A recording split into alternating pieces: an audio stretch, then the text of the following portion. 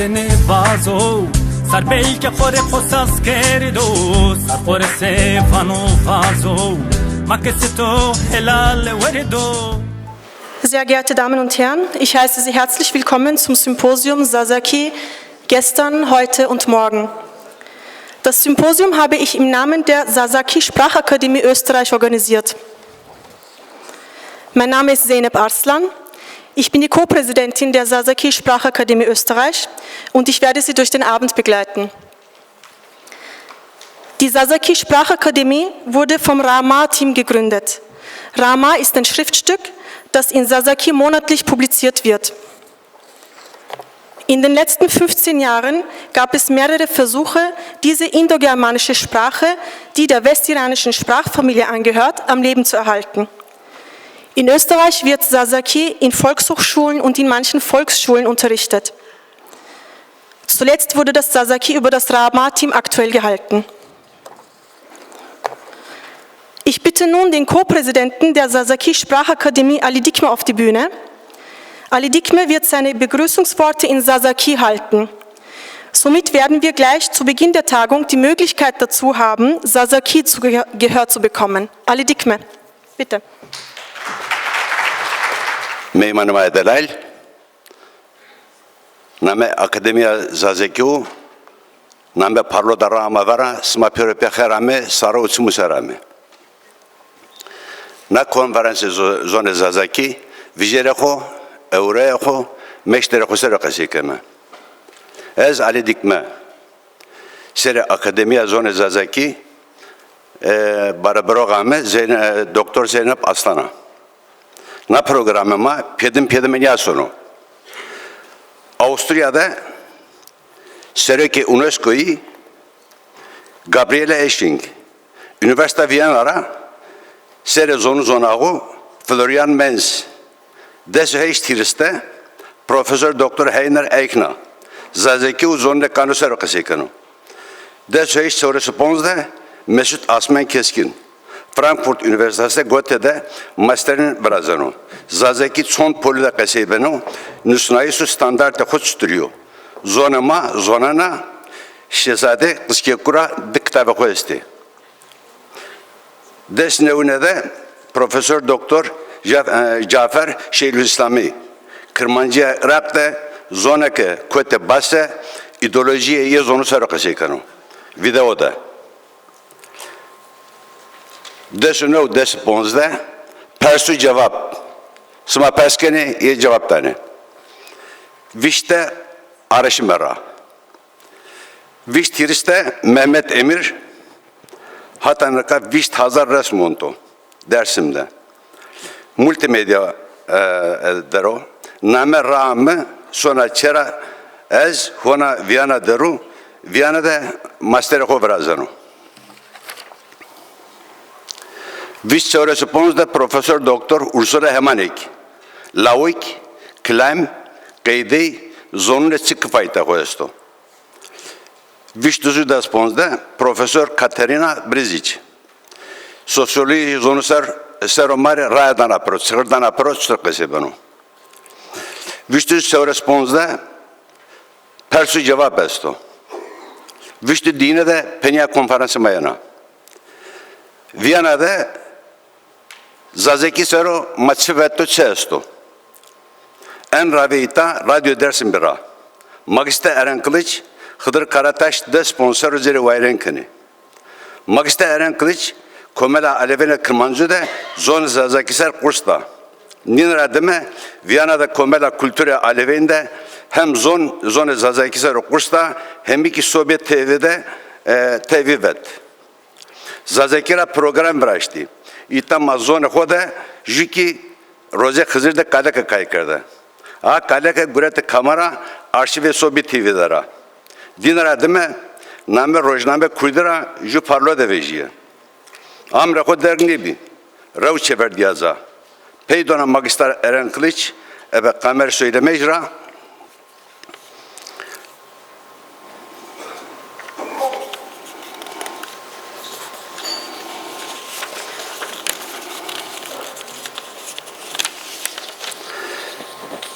Kıta ve Nasker'dan o Hazreti Veyt. Naskardana heyvanu, naskardana zerzavat, naskardana abece, sandıka koramora, niye pöröveti. Nustok Hüseyin Şimşek, Viyana'da, Setpölten'de, Ternis'te, Zazaki kursla. Jiki komele dersim mesta, Serike Hasan Aslano. Rama Zazaki, Kırmaziki, Dahazaru de sorda, Amora Vrenevete. Nustok Hüseyin Şimşek, Bülent Tosun, Süleyman Özdek, Magister Doktor Zeynep, Aslan, Feride Türkmen, Peydo Eziki Teybine Barabrok, Mik Boş dizi. Rama, Jüki Şerangari'ye bıraktı. Nustok Hüseyin Şimşek, Hünermen Bülent Tosun, Magister Doktor Zeynep Aslan, Mare Klemvati, Mi şiir güvendi. Magister Eren Kılıç, Mare Sanik güvendi. Süleyman Özdek Zarık güvendi. Hıdır Karataş resmi kamera ontu. Rama, des parloduna tepya, internette perge kardara. Uzay soru, yani internet soru vejiye. Mava belki ya tanına banarın. Vatan ama niye biye? Hebe bekesmende. Nika kam kana parlo da wenda pure perskine. Vana na parlo da sebiye. Na kana parlo da zonani ye pure wazene kan na parlo da onca vejiyo. Maiki hona peser niye ameyme. Na soru hona kazeyke. Vejayse na parlo da tepya Avusturya'da akademiye zonu Zazaki'de ma komedi kadara. Nara tepya neyi soru gureme. Vameke akademiye tene aveşero. Na zone vayren bikaro. Name Zazakira tsike vejino ma ju ve ju pürpe bir mecüza.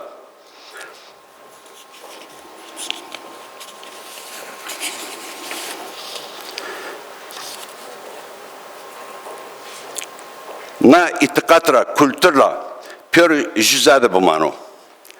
Nas gördün edime. Na yakına zuzoneni bire mada bugurey. Çiğke vrazeme yema nebo, yema pürü nebo. Dizayda zona mara mektebi de domonu vendene. Euro vaneke kes domon dako niye ursnano. Na zone piu kalkune mao. Ma cemaat ho na zona giredene. Ma aşir ke diyene pero ya aşir na zona ardına huri. Ma jaru diyarını khoda na zona venga haktene. Ma ikraru musayivin na zona giredene. Roza yeniye veri ustana teverkude çileyi na zona fiştene razı. Ma karra hak rahmetene na zona biye.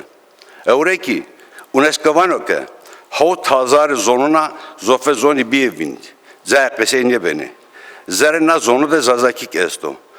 Ma ke zere wayr niye vejayme hevi ben övindi. Ben o hot pangele sonu. Kamiya ho zona de kamiya ma zona madara. Ma ke zere wayr niye kerme kes zere wayr niye kano. Ma kwet galete karda. Ma ke rav reval bima amime Avrupa ağme bime ma domon re zona hora pilniye kerdi. Peydo gnayme proke ma çıka kata karda. Nika posemaniye maguret me, kwet meraddime, vama ala çütür peyser sarnamera. Na lingede gerek herkes boş nazondu. Nazon peyser biyerme. Vesu var ve sma pöröpya, ez göstüne akademiya zone zazikiu, rama vera sma pöröpya, kherame sarosum sarame. Vielen Dank, Ali Dikme. Ali Dikme gehört zu jenen Menschen, die die Sprache sehr gut beherrschen, und zwar mündlich, die aber Schwierigkeiten eben beim Schreiben und Lesen haben, was für sehr viele Mitglieder der Sprecherinnen dieser Sprache zutrifft. Insofern ist der für uns eigentlich eine Quelle, wo wir immer diese ganzen vergessenen Worte und vergessenen Verse, Liedgut oder auch die kulturellen Hintergründe von ihm erfahren. Wir danken dafür, dass er mit uns arbeitet, dass er seine Zeit für uns eigentlich opfert sozusagen. Und das tut er einfach nur, um diese Sprache, seine Muttersprache am Leben zu erhalten. Vielen herzlichen Dank an dieser Stelle auch dafür, dass du mit uns bist.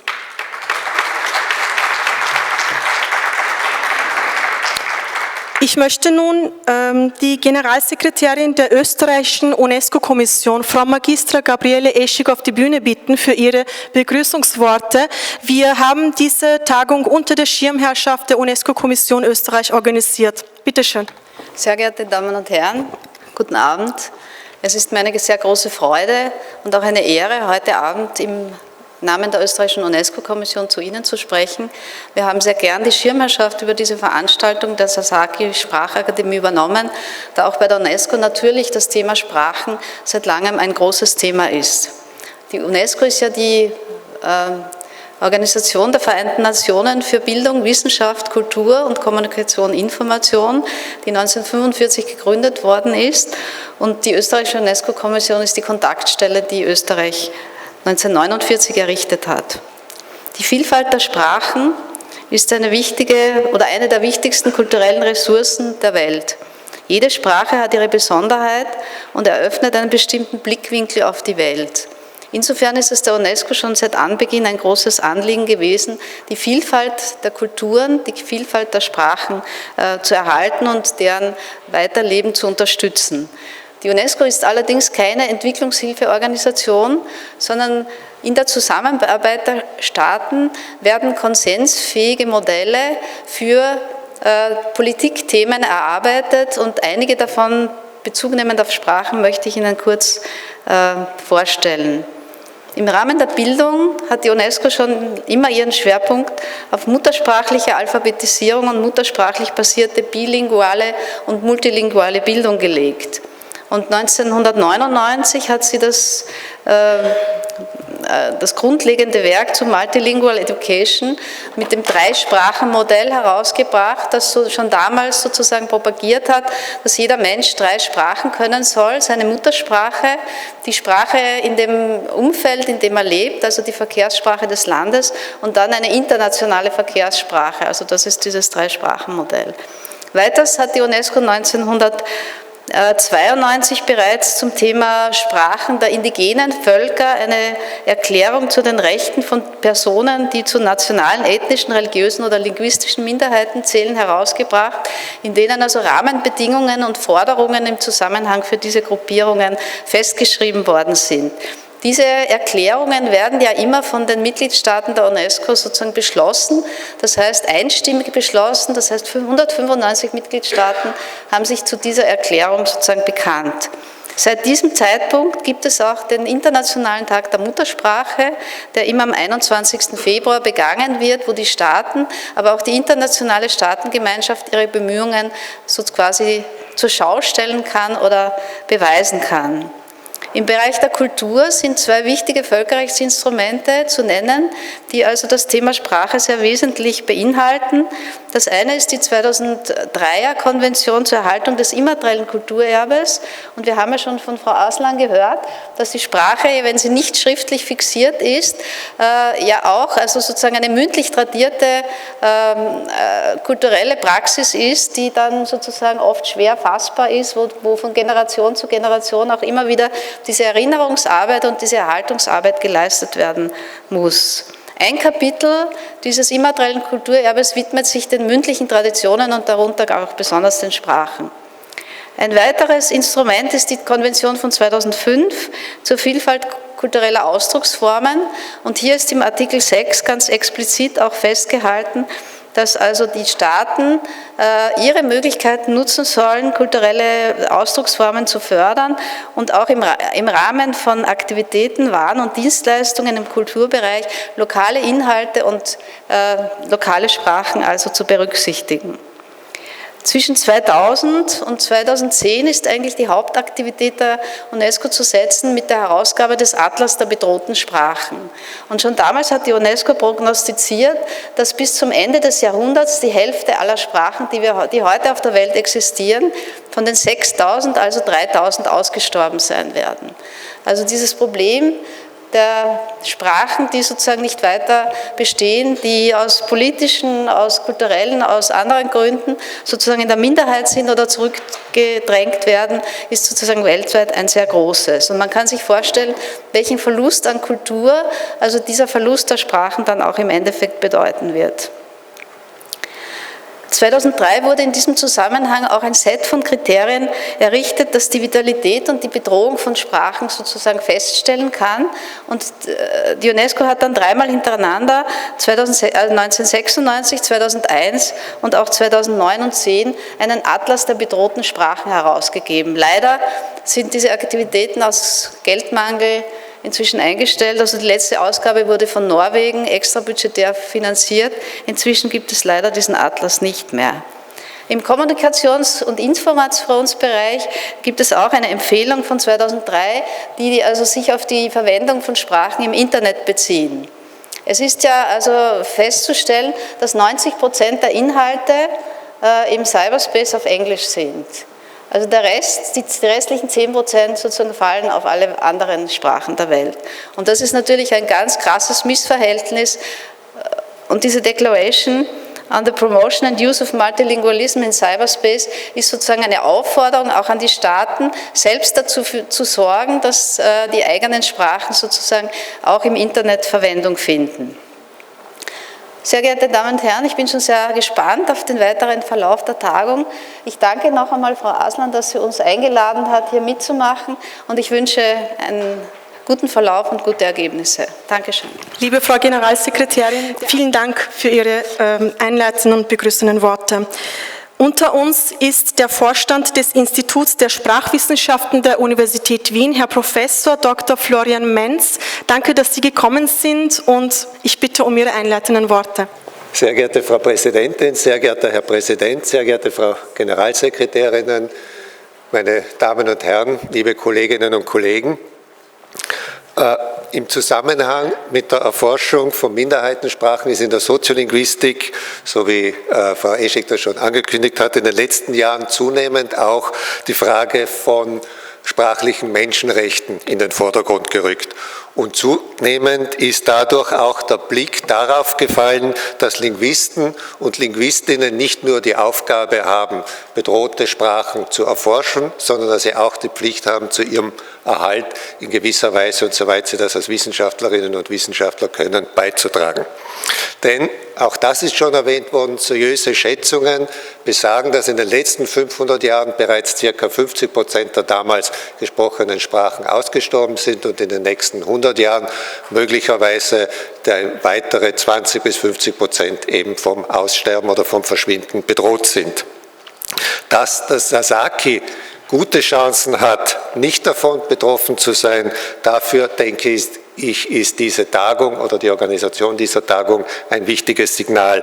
Denn Engagement und Motivation nicht nur von Wissenschaftlern und Wissenschaftlerinnen, die heute hier vortragen, sondern auch und vor allem auch von Aktivisten und Aktivistinnen und anderen Gruppen, die sich für den Erhalt der Sprache einsetzen. Das wissen wir, das sind so gut wie alle soziolinguistischen Forschungen zeigen, die entscheidenden Faktoren dafür, dass eine Sprache für eine Volksgruppe oder eine Sprachgruppe erhalten werden kann. Und in diesem Sinn ist auch diese Tagung hier ein beeindruckendes Zeichen für die Vitalität dieser Sprache und ihrer Sprecher und Sprecherinnen. Ich wünsche Ihnen für diese Tagung viel Erfolg, einen gelingenden Informationsaustausch. Ich bin neugierig auf Ergebnisse, und ich wünsche Ihnen auch viel Kraft und Energie für weitere notwendige Aktivitäten. Vielen Dank. Wir beginnen jetzt mit der Tagung. Ich bitte Sprachwissenschaftler Mesut Keskin bitte auf die Bühne. Ich bitte Herrn Professor Heiner Eichner auf die Bühne. Und damit gehen wir eigentlich zum ersten Panel über. Im ersten Panel haben wir, wie gesagt, Mesut Keskin, Heiner Eichner. Kommen Sie. Und Professor Dr.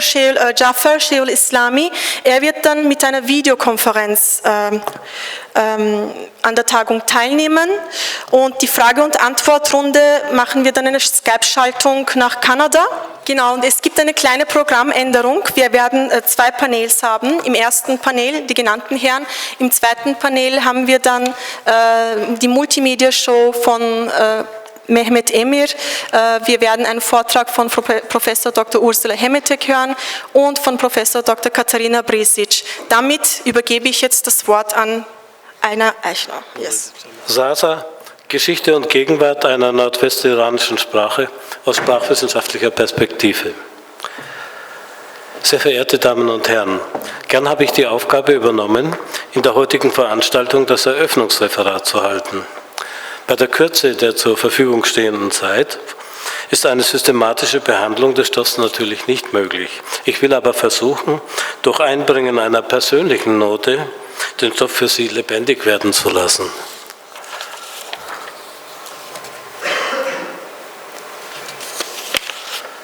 Sasa gehört zu den indoeuropäischen Sprachen. Es fällt somit auch in mein Fach, die Indoeuropäistik oder Indogermanistik.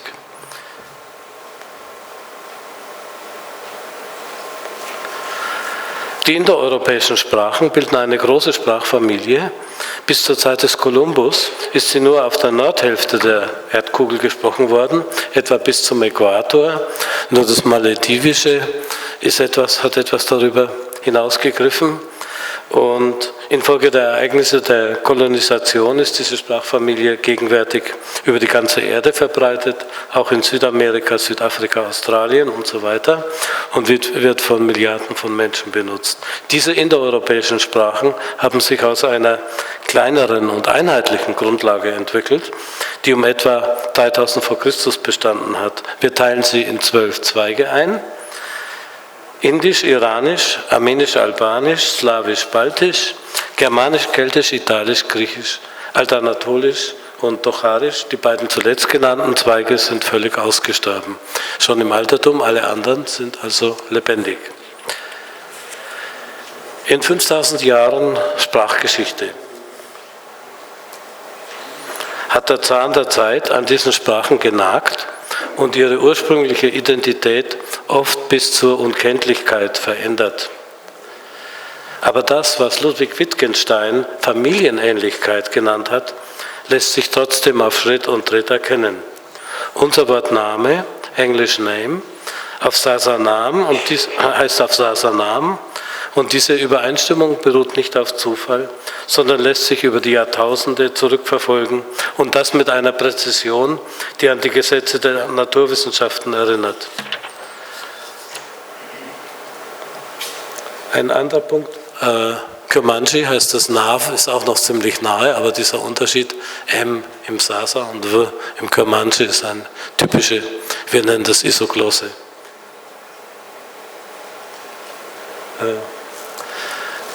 Ein anderer Punkt ist aus dem Deutschen die komponierten Verben. Also ich habe mich immer gefragt, wenn ich Türkisch lerne und sprechen will, warum ich mich mit dem Verbum so schwer tue. Und der Grund ist, dass im Türkischen jedes Verbum sozusagen seine eigene Wurzel hat, dort wo wir komponieren können. Auch wenn eine eigene Bedeutung da ist. Aufhören heißt nicht einfach auf etwas hören, sondern beenden können wir doch unser Gedächtnis da stützen. Und diese Erscheinung mit den komponierten Verben gibt es also auch im Iranischen, im Sasa, und zwar mit einer Besonderheit, die einem eigentlich ganz verrückt vorkommt. Im Deutschen haben wir trennbare Präverbien, und diese trennbaren Präverbien, wie in aufmachen, die können auch noch umgestellt werden. Ich mache auf.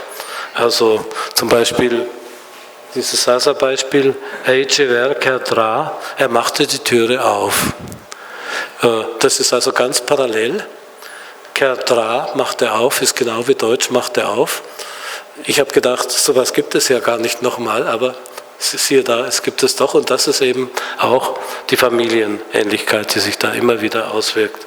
Es sind also zum Teil gleiche Grundlagen, zum Teil unabhängige Parallelentwicklungen mit dem gleichen Ergebnis. Beim Deutschen ist natürlich auch noch dabei, dass er machte die Türe auf, die Spreizung eintritt und die Türe zwischen Auf und Machen gestellt wird. Also so weit geht das Sasa nun doch nicht. Und im Sasa ist das ganz geläufig, sehr, sehr häufig, also auch Herr Goshi Verdairo, der Esel ließ die Ohren hängen und dergleichen, das kommt ständig vor, diese Umstellung und diese trennbaren Präverbien. Dann, wir sind also bei den iranischen Sprachen. Hier ist der Stammbaum nach Jost Gippert einen Versuch, die Sprachen anzuordnen. Und es geht da also nach Süd und Nord und West und Ost, nicht immer vom heutigen Standpunkt aus stimmend, also was da also ganz im Osten ist, ossetisch, ist zum Beispiel am meisten im Westen in Wirklichkeit. Und dieser zweite Zweig von links, der ist derjenige, der das Sasaki auch mit enthält. Und Sie sehen, dass es hier mit Baluchi und anderen Sprachen näher zusammengestellt wird als mit dem Das ist ein Versuch, das Material sprachwissenschaftlich durchzuarbeiten und neu zu ordnen von Seiten des Kollegen Gippert. Auf mitteliranischer Stufe sind im 20. Jahrhundert ebenfalls neue Entdeckungen gemacht worden, also nicht nur wie beim Anatolischen und Tocharischen, sondern man hat auch Sprachen wie das Parthische erschließen können, aufgrund von Felsinschriften zum Beispiel. Und da zeigt sich eine gewisse Nähe zum Sasa. Wacht heißt, er sagte, dafür, wo die Perser Guft sagen würden oder die Comanche Gott. Das ist ein wichtiger Isoglose, ein wichtiger Unterschied. Und dieses Wacht stimmt mit dem Sasa Wat oder Wa, wenn es noch stärker verkürzt ist, zusammen. Deswegen hat man... Bitte?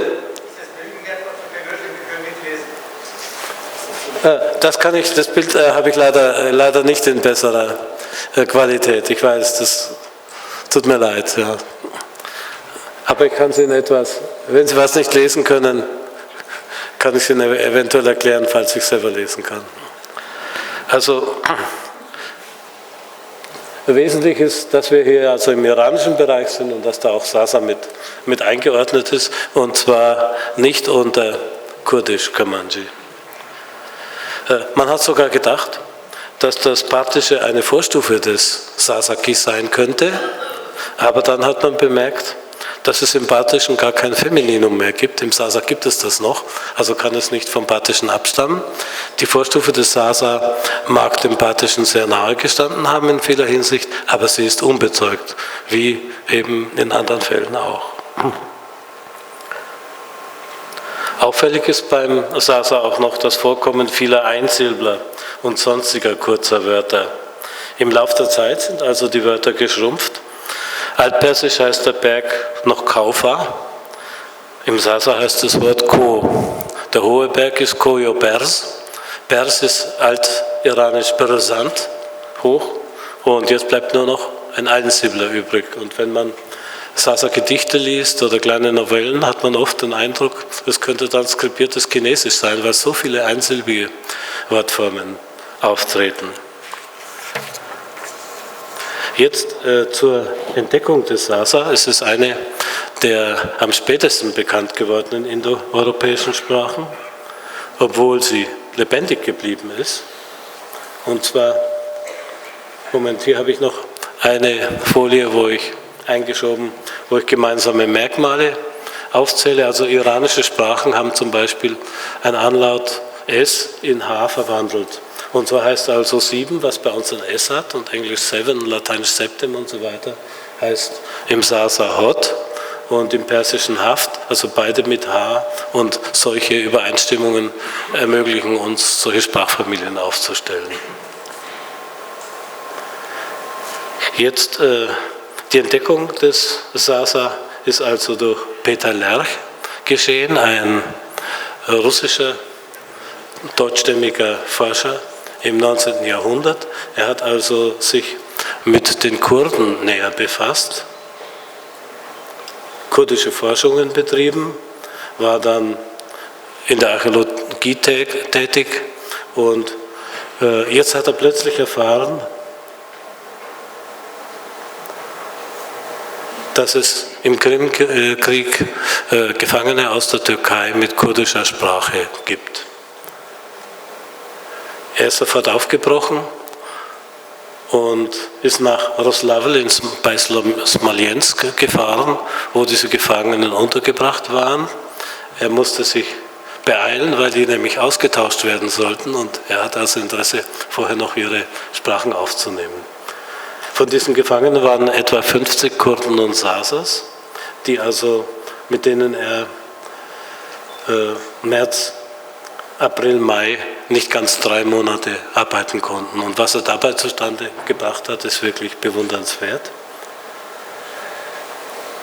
Die Gefangenen waren also 1,5 Jahre dort und waren in 8 bis 12 Personen untergebracht in Wohnungen. Dann wurden sie also ausgetauscht.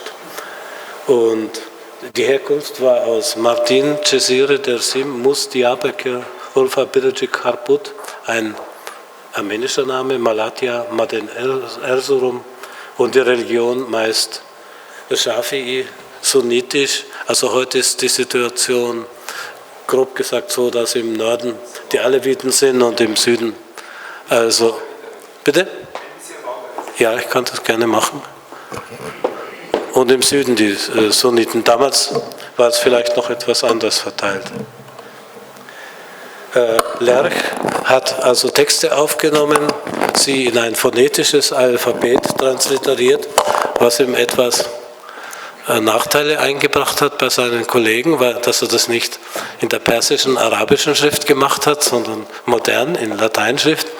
Und es ist auch nicht alles veröffentlicht worden von ihm, er hatte da Schwierigkeiten dann bekommen.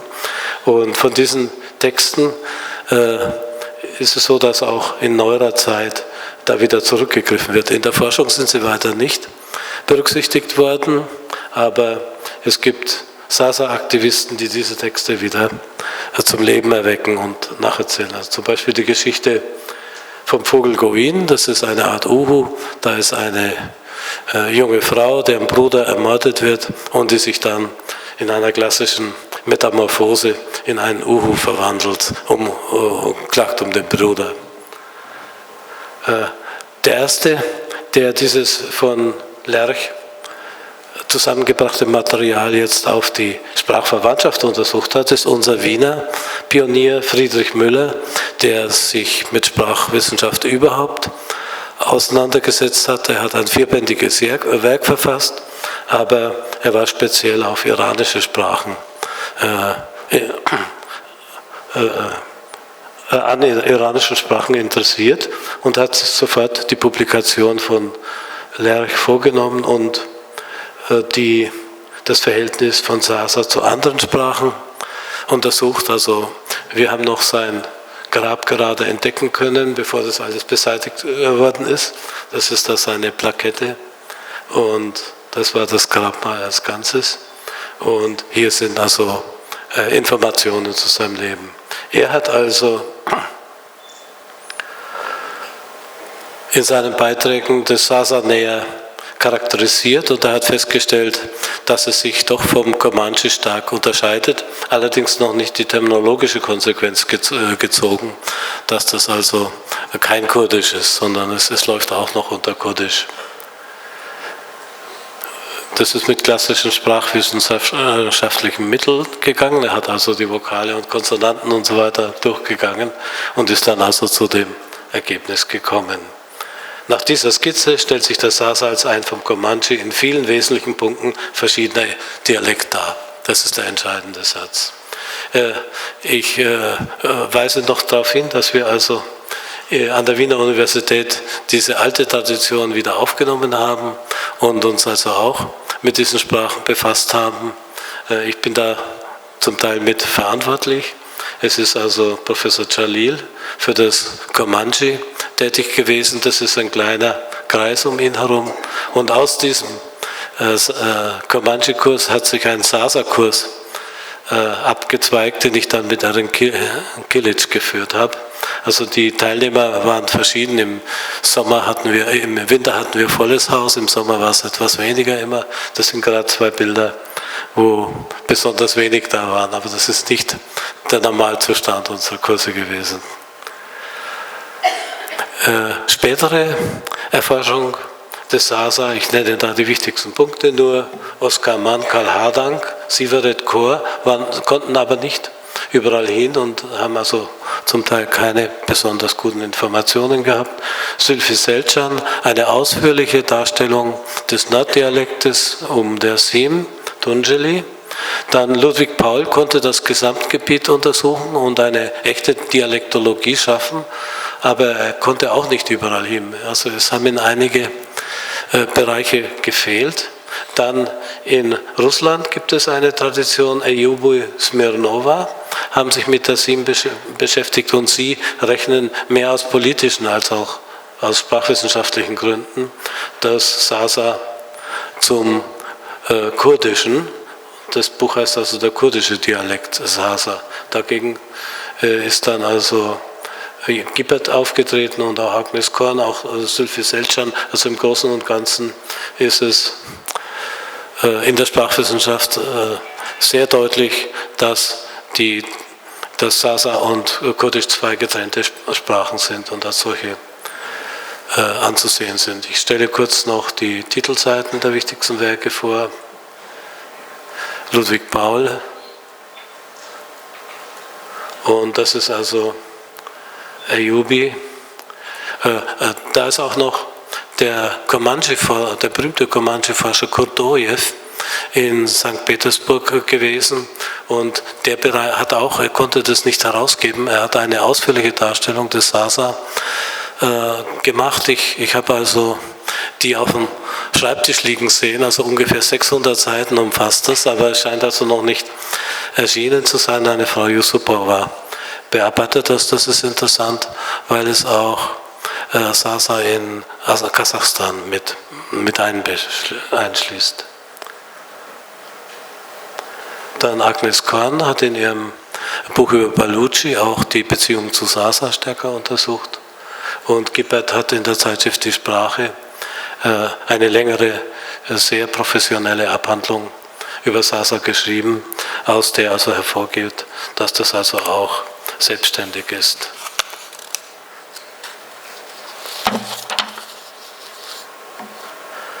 Also das ist ein Überblick über die Dialektologie. Oben haben wir die Norddialekte, das ist also die Gegend Tunceli Dersim. Dann kommen Mitteldialekte, Bingöl, Balu, und dann kommen die Süddialekte Cemik, Siverek. Die sind stark voneinander verschieden und es wird also sehr, sehr schwer sein, da eine gemeinsame Norm zu finden. Ich fasse nochmal zusammen. Als eindeutige Antwort der Sprachwissenschaft, die auch fast alle teilen. Als Glottonym ist also heute der Ausdruck Sasa oder Sasaki bevorzugt, den schon Peter Lerch übrigens verwendet hatte. Sonst sagt man auch Sobe, Kermanski, Dümle oder ähnlich. Zweitens, Sasa ist kein weiterer kurdischer Dialekt, sondern eine eigene nordwestiranische Sprache mit eigenen externen Bezügen und eigenen Unterdialekten, mit religiösen und kulturellen Differenzen. Drittens, anders als Comanche mit seiner literarischen Tradition, also etwa Ahmed Ouhani um 1700 mit dem berühmten Epos Mem Usin, hat Sasa keine jahrhundertelange Tradition der Schriftlichkeit und der Literatur. Es besitzt aber trotzdem eine reiche folkloristische Tradition, die jetzt von Sülfü Selcan gesammelt wird. Er hat mir da Einblick gewährt, weil es mich besonders interessiert hat. Ein kleines Detail. Da wird also in einem Liebesgedicht das Gesicht der Geliebten beschrieben und es hat also diese ganzen Standardaussagen, die wir aus der arabischen, persischen Dichtung kennen, runde Augenbau, braun, schwarze Augen, aber das Haar wird in besonderer Weise beschrieben, nämlich hier Dimhane Elemani, und Selcan hat also lange versucht, das zu ermitteln, und das heißt, bedeutet deutsches Waisenhaus. Es hat also deutsche Waisenhäuser oder mindestens eines gegeben, und die haben die Mädchen also besonders schön und fein gekämmt, und es ist also in diese Folklore übergegangen als ganz individueller Zug. Ja, das war's, was ich Ihnen berichten wollte. Herr Professor Eichner, vielen Dank für Ihren Vortrag. Bitte, Mesut Keskin, du hast das Wort. Neymane Mai Delali Come Nog Pedro Grans Ma Piero Pia Chiarame, Painat Manamada Hiname, Gerkedritze, Gusjonomaravajme, Pepinin. Ich bedanke mich in erster Linie bei Zeynep Aslan, Ali Dikme, Süleyman Özdik und vom technischen Team für die Organisation. Es ist mir eine Ehre, hier zu stehen und vortragen zu dürfen. Und ich darf noch eine Grußadresse von unserem Verein bzw. Institut Verein zur Förderung der Sasa-Sprache, Institut Sasaki Frankfurt, ausrichten. Und noch ganz kurz was Unangenehmes. Wir sind ja nicht nur Sprachwissenschaftler oder Akademiker, sondern auch Menschen, die besonders die letzten 2 Monate und auch in den letzten Tagen, was da in den ostanatolischen oder nordmesopotamischen Städten, kurdischen und Sasa-Städten an Massakern ausgeübt wird an der Zivilbevölkerung, ist als Mensch nicht hinnehmbar. Das ist besonders in den Städten Diyarbakır, Silopi, Cizre und so weiter, das ist ein Verbrechen gegen die Menschheit, was ich vehement verurteile.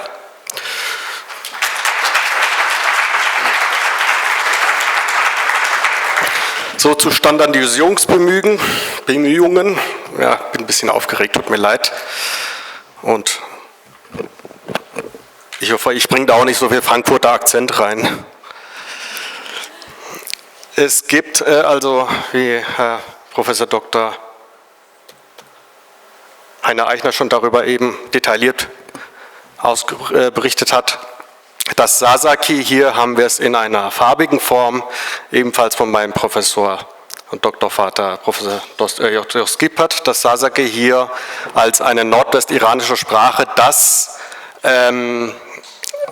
hier sind auch die Querbeziehungen aufgezeichnet zu den iranischen Sprachen innerhalb, das Sasaki als eine typische oder die nordwestlichste iranische Sprache angesehen werden kann, was nicht direkt, wenn auch nicht direkt auf das Parthische zurückgeführt werden kann, hat es eine Position innerhalb der nordwestiranischen Sprachen, was die Isoglossen betrifft, eine sehr nordwestiranische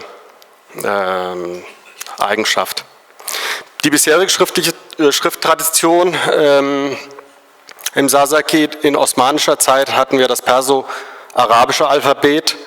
Seit den 70er Jahren haben wir angelehnt an das türkische und Kurmanji-Alphabet, auf diesem Alphabeten basierend eine Niederschrift davon. Die Niederschrift erfolgt allerdings in der eigenen Mundart oder darauf basierend. Und wir haben hier wohl, Entschuldigung für das technische Problem hier.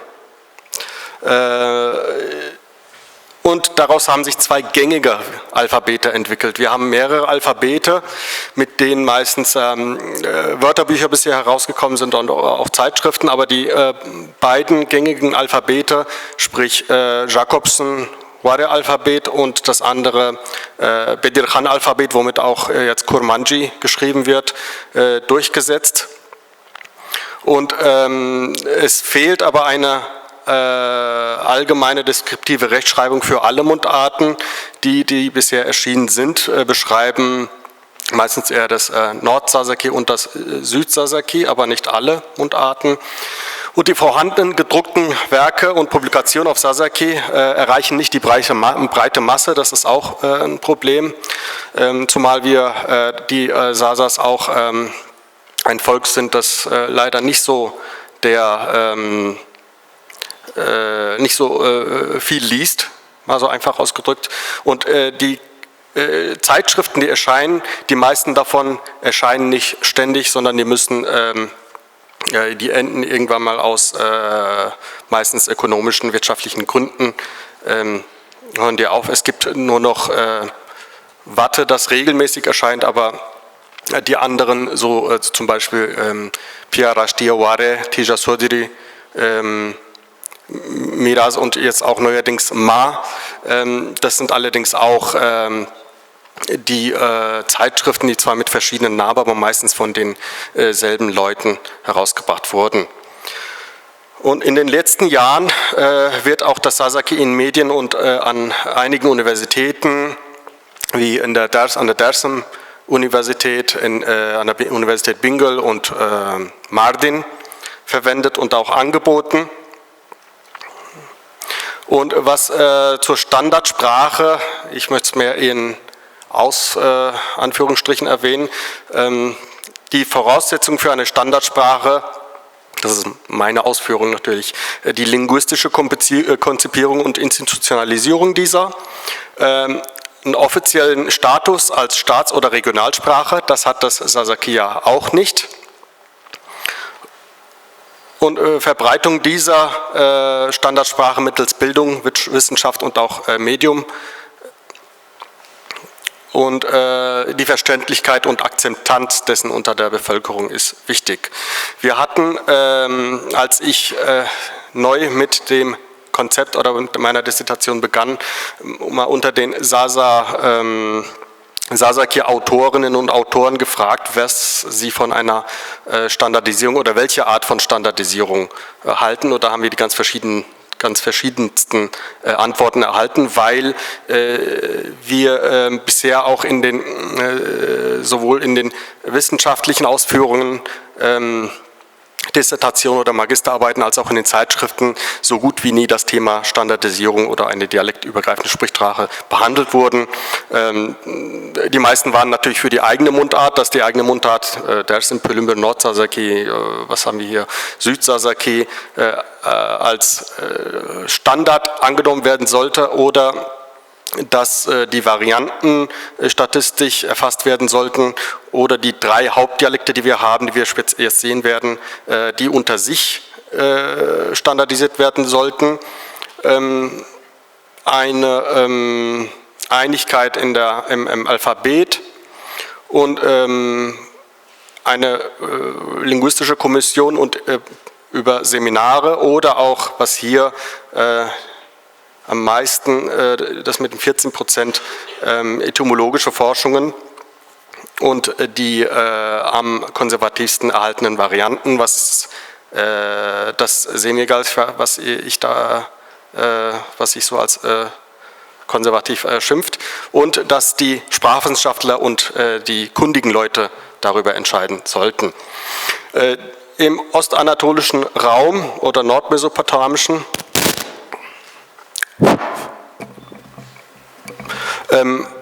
haben wir das ist aus meiner Magisterarbeit, die Dialekte des Sasaki, das ist das Sprachgebiet, das heißt natürlich nicht, dass da nur Sasaki gesprochen wird, sondern Sasaki war stets immer mit anderen Sprachen benachbart und die haben sich gegenseitig beeinflusst, sprich in Vorzeit mit armenischen und den assyrischen und jetzt auch natürlich in einer regen Beziehung mit dem nordkurdischen Kurmanji und auch türkisch.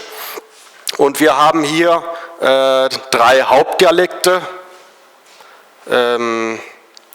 das Nord-Sasaki, das von Aleviten gesprochen wird, das Zentral-Sasaki, was meistens von schafiitischen Sasa gesprochen wird, und das Süd-Sasaki. Und wir haben auch die Übergangs- und Randdialekte. Und es ist auch, was die Verständlichkeit betrifft, so meine Erfahrung, dass die Dialekte in der Peripherie sich also in den äußeren Gebieten sich besser untereinander verständigen können als zum Beispiel Dersim oder Bingöl Zentrum, weil diese sich also die in den peripheren Gebieten die Dialekte sich weniger im Laufe der Zeit verändert haben. Und hier eine Karte für das Verb, die Verbformen für beide ich esse und ich sage. Wir haben hier eine große, also dafür, dass es in einem kleinen Raum gesprochen wird, eine große Variantenvielfalt für ich esse und ich sage. Won, won, when, wann, wono, wono, wenu, wunu, wenan, wannan und so weiter. Oder für den Tag als feminines Wort Roje, Rose, Ruej, Ruej, Roje, Rose, Rose, Roje und so weiter. Da kommen wir noch später dazu, unterliegen verschiedenen Veränderungsprozessen, so wie hier haben wir die E-Apokopé, dass das E mit der Zeit weggefallen ist, die Diphthongierung von O zu Ue, das heißt das Roj zu Ruesh, und Allophonie der Sibilanten, das haben wir in den meisten Norddialekten, also dass Roje zu Roze wird oder zu Rose, die Desafrizierung von Je. Und ja, was machen wir mit diesen vielen Varianten, wenn das eine Sprache besitzt, das ja jede Sprache eigentlich besitzt? Wie habe ich das konzipiert in meinem Dissertationsthema als Standardisierungskonzept? Die Bewahrung der bisherigen Schrifttradition, dass die regionalen Mundarten weiterhin niedergeschrieben werden. Es ist ja nichts anderes, dass die gesprochene Sprache regional auch weiter schriftlich erhalten wird und die Parallelexistenz von Hochsprache und Dialekten in schriftlicher Form. Man denke da, also ich nehme, was ich da auch als Beispiel nehme, ich werde da immer die Schweiz erwähnen. Wo möge das Anwendungsgebiet dieser dialektübergreifenden Schriftsprache sein für kollektive, vor allem für wissenschaftliche und überregionale mediale Zwecke, sprich Presse, Medium, Bildung, Wissenschaft, Enzyklopädie und so weiter, weil da ist es ja nicht möglich, einen individuellen Dialekt, ein Idiolekt oder Soziolekt oder eine bestimmte Mundart zu standardisieren und diese als Standardisierung anzubieten, sondern es ist wie das Hochdeutsch in der Schweiz, das ist eine Diglossie, was da eigentlich ist. Das heißt, Hochdeutsch wird da eigentlich meistens nur in schriftlicher Form. Und wenn auch nur, auch die Nachrichten, auch in allen Schichten ist die gesprochene Sprache jeweils das Schweizerdeutsche, also der jeweilige Dialekt oder die Mundart, nur die Schriftsprache und die Bildungssprache ist das Hochdeutsch, was wir versuchen hier zu sprechen. Nur, dass die Dialekte da auch einen Prestige genießen. Also man ist in der Schweiz in der Gesellschaft eher integriert, weil man die Regionalmundart beherrscht als das Hochdeutsche. Und in Österreich und in Deutschland ist es ja der umgekehrte Fall. Die Methodik für eine dialektübergreifende Schriftsprache ist, die möge dialektunabhängig sein, also ohne eine Führungsrolle einer bestimmten Mundart.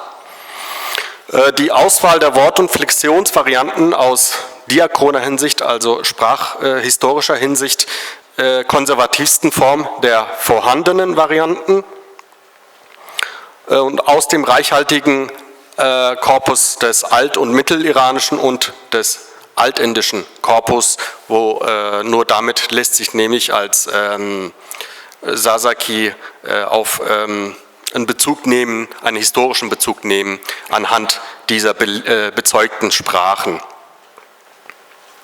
Und für nicht oder schwer ermittelbare Etyma gewisse Gesetzmäßigkeiten für etymologische Ansätze aus dialektalen, sprachlichen oder Synchronvergleichen, also nicht nur die Dialektvarianten untereinander, sondern auch mit den Nachbarsprachen Kurmanji oder auch des Persischen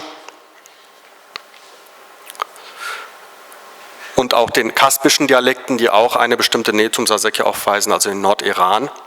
Und Festlegung, was auch teilweise erfolgt ist, von Monatsnamen, Himmelsrichtungen und Wochentagen, es ist in Seminaren erfolgt. Und Auswahlsbeispiel, Variation, wir haben das für den Tag verschiedene Variationen eben gesehen auf der Karte. Und was machen wir damit mit dieser Methode, wie gehen wir da vor? Wir haben synchron gesehen Balochi Roj, Kurdisch Roj, Farsi Rus, das Neupersische. Und aus diachroner Hinsicht belegt haben wir zum Beispiel von den mittelwestiranischen Sprachen das parthische Roj und das mittelpersische Ros. Wir sehen hier, dass das Sasaki Roje sogar eine konservativere Form hat als das Parthische oder das Mittelpersische. Das sehen wir auch anhand des Avesta, Raucha und Sanskrit, das altindische Rocha. Und das ist auch letztendlich zurückzuführen, zum Beispiel auf das griechische Levkos oder auch das deutsche Wort für Licht. Und das Wort für den Tag Roj ist dann zurückzuführen auf ein iranisches Roj. Das ist auch teilweise in den ostiranischen, mittelostiranischen Sprachen belegt. Und altiranisch Raucha, also die Form, das vor etwa 2500, 3000 Jahren gesprochen wurde, und urindogermanisch Leukes. Und daraus würde dann das Sasaki Roje ergeben. Das ist eine, ja, man kann sagen, eine Innovation im Sasaki, was das Geschlecht betrifft. Das teilt diese Eigenschaft auch Sasaki mit dem Haurami oder den Sprachen wie das iranische Azeri, also das Südtati oder Harsandi und so weiter genannt. Und das unterliegt verschiedenen Veränderungsprozessen. Also Roje, das sind halt jetzt mehr sprachwissenschaftliche Termini wie das E-Apokopé, Verlagerung des zu Desafrizierung von J und Z zu J und Z, Opposition von konservativen und innovativen Sibilanten, das haben wir in den Norddialekten Roje anstatt Roje, Rose oder Rose, oder im Zentral-Sasaki Palo-Bingöl die Diphthongierung Ue. Also damit kann man dann zurückverfolgen, welche Variante hier in diesem Falle Roje was ja noch in einigen Mundarten noch existiert, am konservativsten, am meisten erhalten oder sich am wenigsten geändert hat. Die Vorteile dieser Methodik ist, die konservativsten Varianten sind generell die am verständlichsten. Das heißt zum Beispiel, wenn ich Roje verwende, dann werde ich auf jeden Fall mehr verstanden, als wenn ich zum Beispiel eine Variante nehme, die sich sehr verändert hat. Man nehme hier zum Beispiel Ruej aus Bingöl und dann, wenn man das die Sasa Sprachkarte dann oder in der Sasa-Landschaft dann wandert, dann kann ich garantieren, dass sie mit Roje besser verstanden werden als Ruej.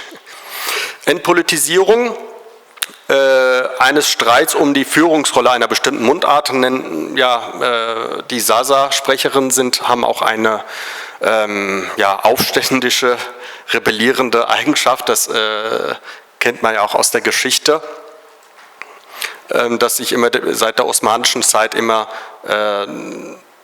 den staatlichen Druck widersetzt hat.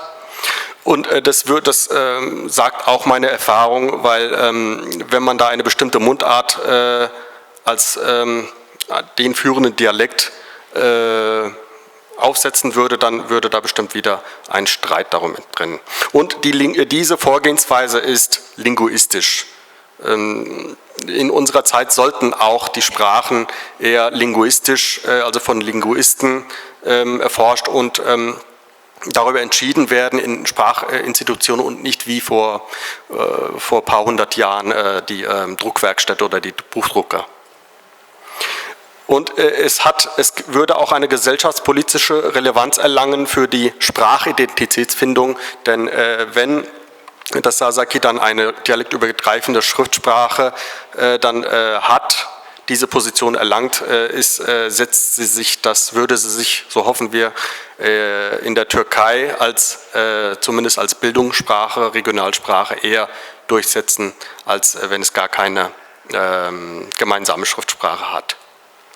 Und die ersten Schritte, die haben wir anhand von Seminaren getätigt, dass zum Beispiel ein gemeinsames Alphabet nur mit zusätzlichen Buchstaben für die Schreibung der Mundartvarianten. Das ist, kann man so ähnlich verstehen wie zum Beispiel im deutschen Alphabet 26 Buchstaben.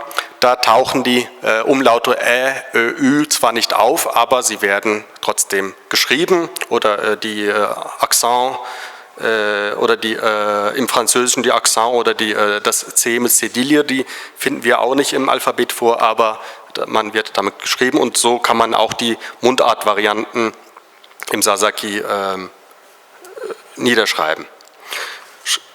Und die Festlegung der Monats- und Tagesnamen sowie Himmelsrichtungen, das ist in den Seminaren erfolgt. Das sind dann meistens Sasaki-Autorinnen und Autoren, die daran teilnehmen. Und wir haben bisher, oder besser gesagt ich, habe dann bisher 3200 Wörter Etymar ermittelt, das heißt Wörter, die mit dieser Methodik dann standardisiert wurden, also etymologisch dann begründet. Und außerhalb des Projekts gibt es auch Versuche, das ist so meine Übersetzung des Kleinen Prinzen in Sasaki, das liegt auch vorne vor.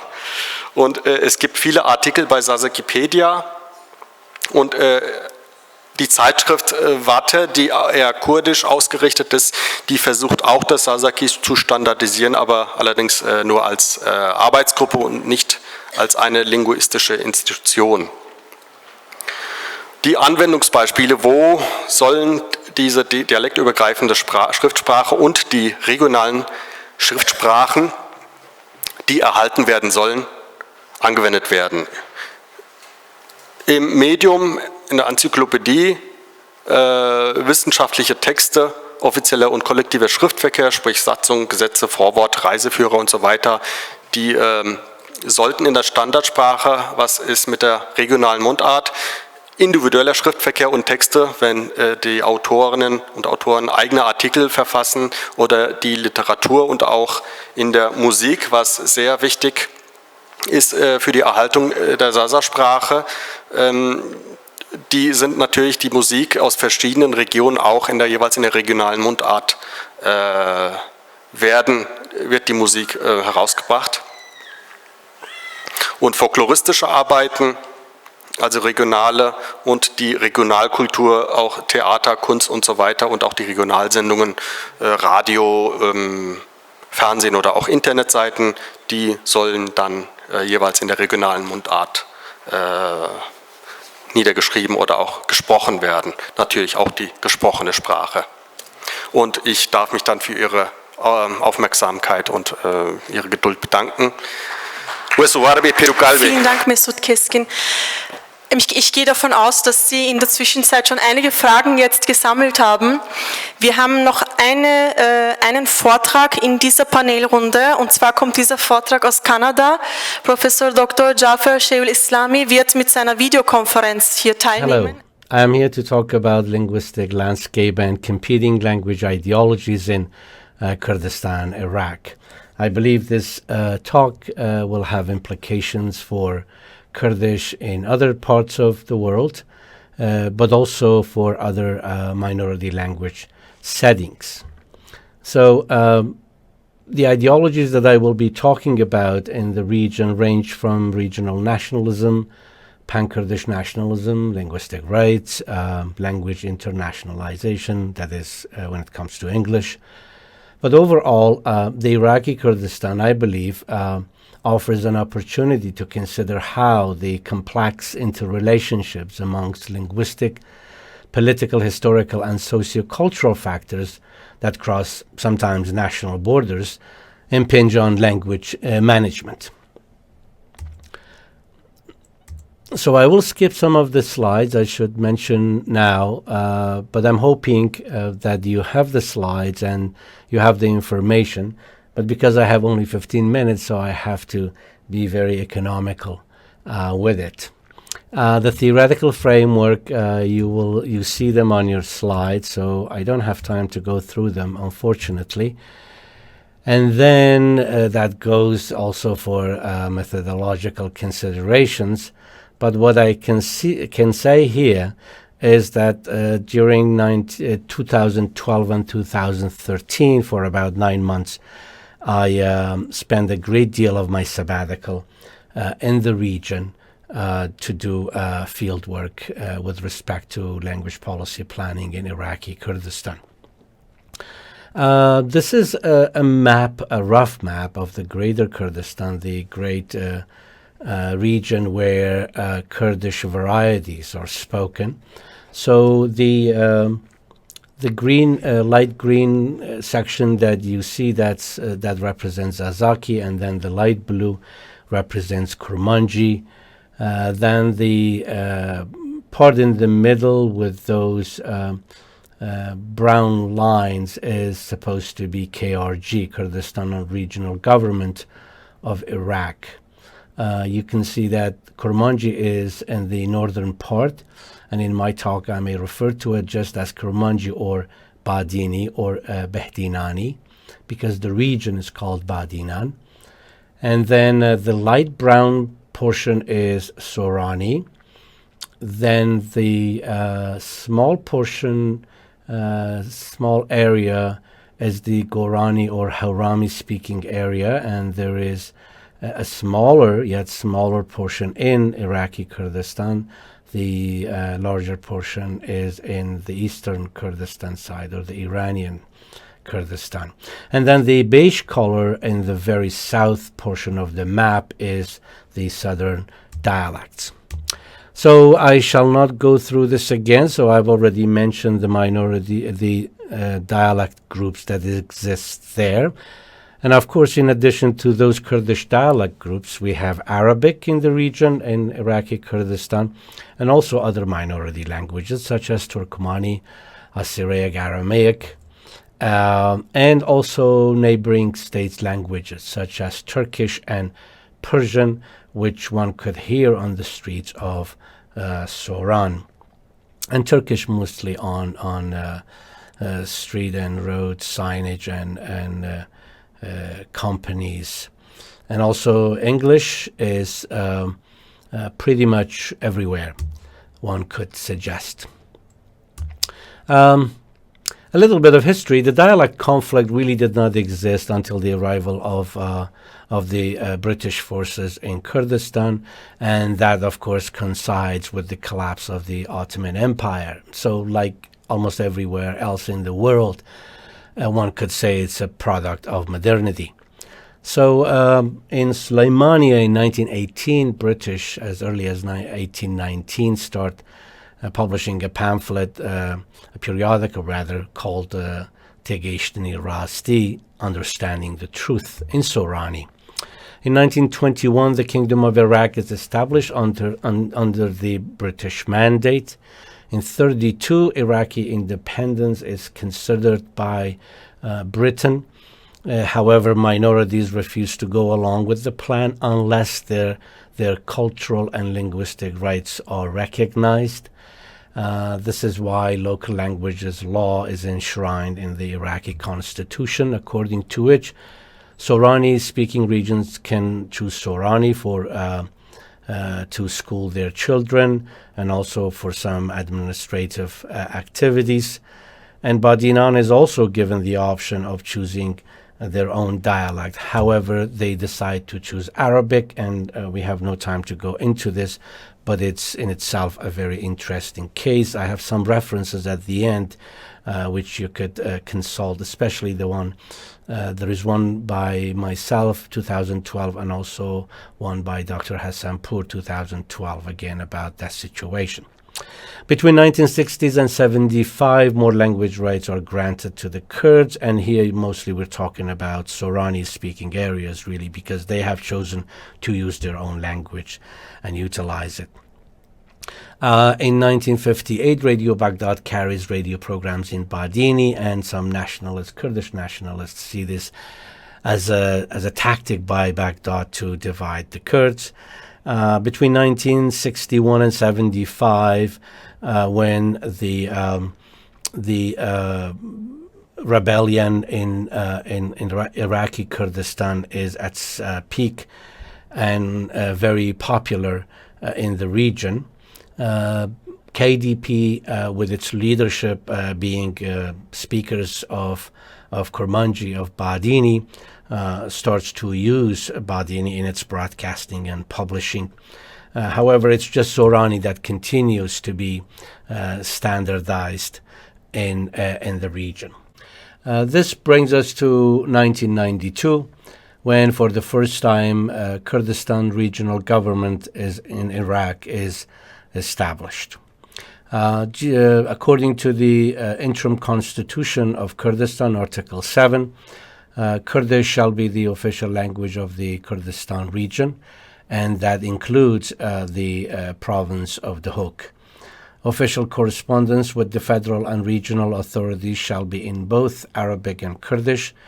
The teaching of Arabic in the Kurdish region shall be compulsory, and perhaps more significantly, as it has been noted by other researchers, the Turkmani language and also Assyriac, Aramaic, and so-called non-Kurdish non-Kurdish languages are given positive linguistic rights. This primarily means that their children to this day have the right to be educated in their mother tongue. They also have their own media in their own language, and also they can and they do conduct some of their businesses and administrative activities in their own languages. So Duhok, during this time, between 1990 to 94, children go to school in Sorani. So Sorani is the official language of the region, including Duhok. However, 1994, the civil war between KDP and PUK, things start to change in 1994. In 1996, KDP captures Erbil with the help of the central government, and it establishes its own KRG in Erbil. The Duhok's Board of Education takes advantage of the opportunity and convinces KRG to grant them the right to have Badini as the medium of instruction from grade 1 to 3. This is how the Kurdish area in Iraq is divided at the time. So KDP is governing in the Erbil province and also the Duhok province, and also in the southern province of Suleymaniye, PUK is stationed.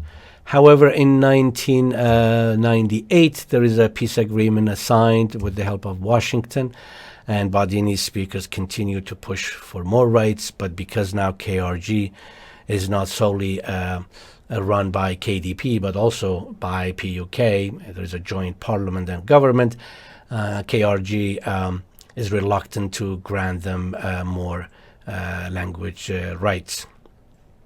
Although they agreed to extend it to grade 6, but at the same time, in a memorandum, they asked that Badinan should also use Sorani, and also vice versa. The Sorani region should teach Badini. In 2005, 5 PhD students are denied to write their dissertation in Badini. In 2006, Hawrami speakers demand for mother tongue education, and many of these are people who live in diaspora who signed the petition. In 2008, Duhok demands to extend Badini as the sole medium of instruction to grade 7 to 12, basically secondary education, and also post-secondary education. But the request is denied. However, Duhok ignores what KRG decides to do. They go their own way, and they make, by 2013, they make Badini the sole medium of instruction in all levels of school, including universities.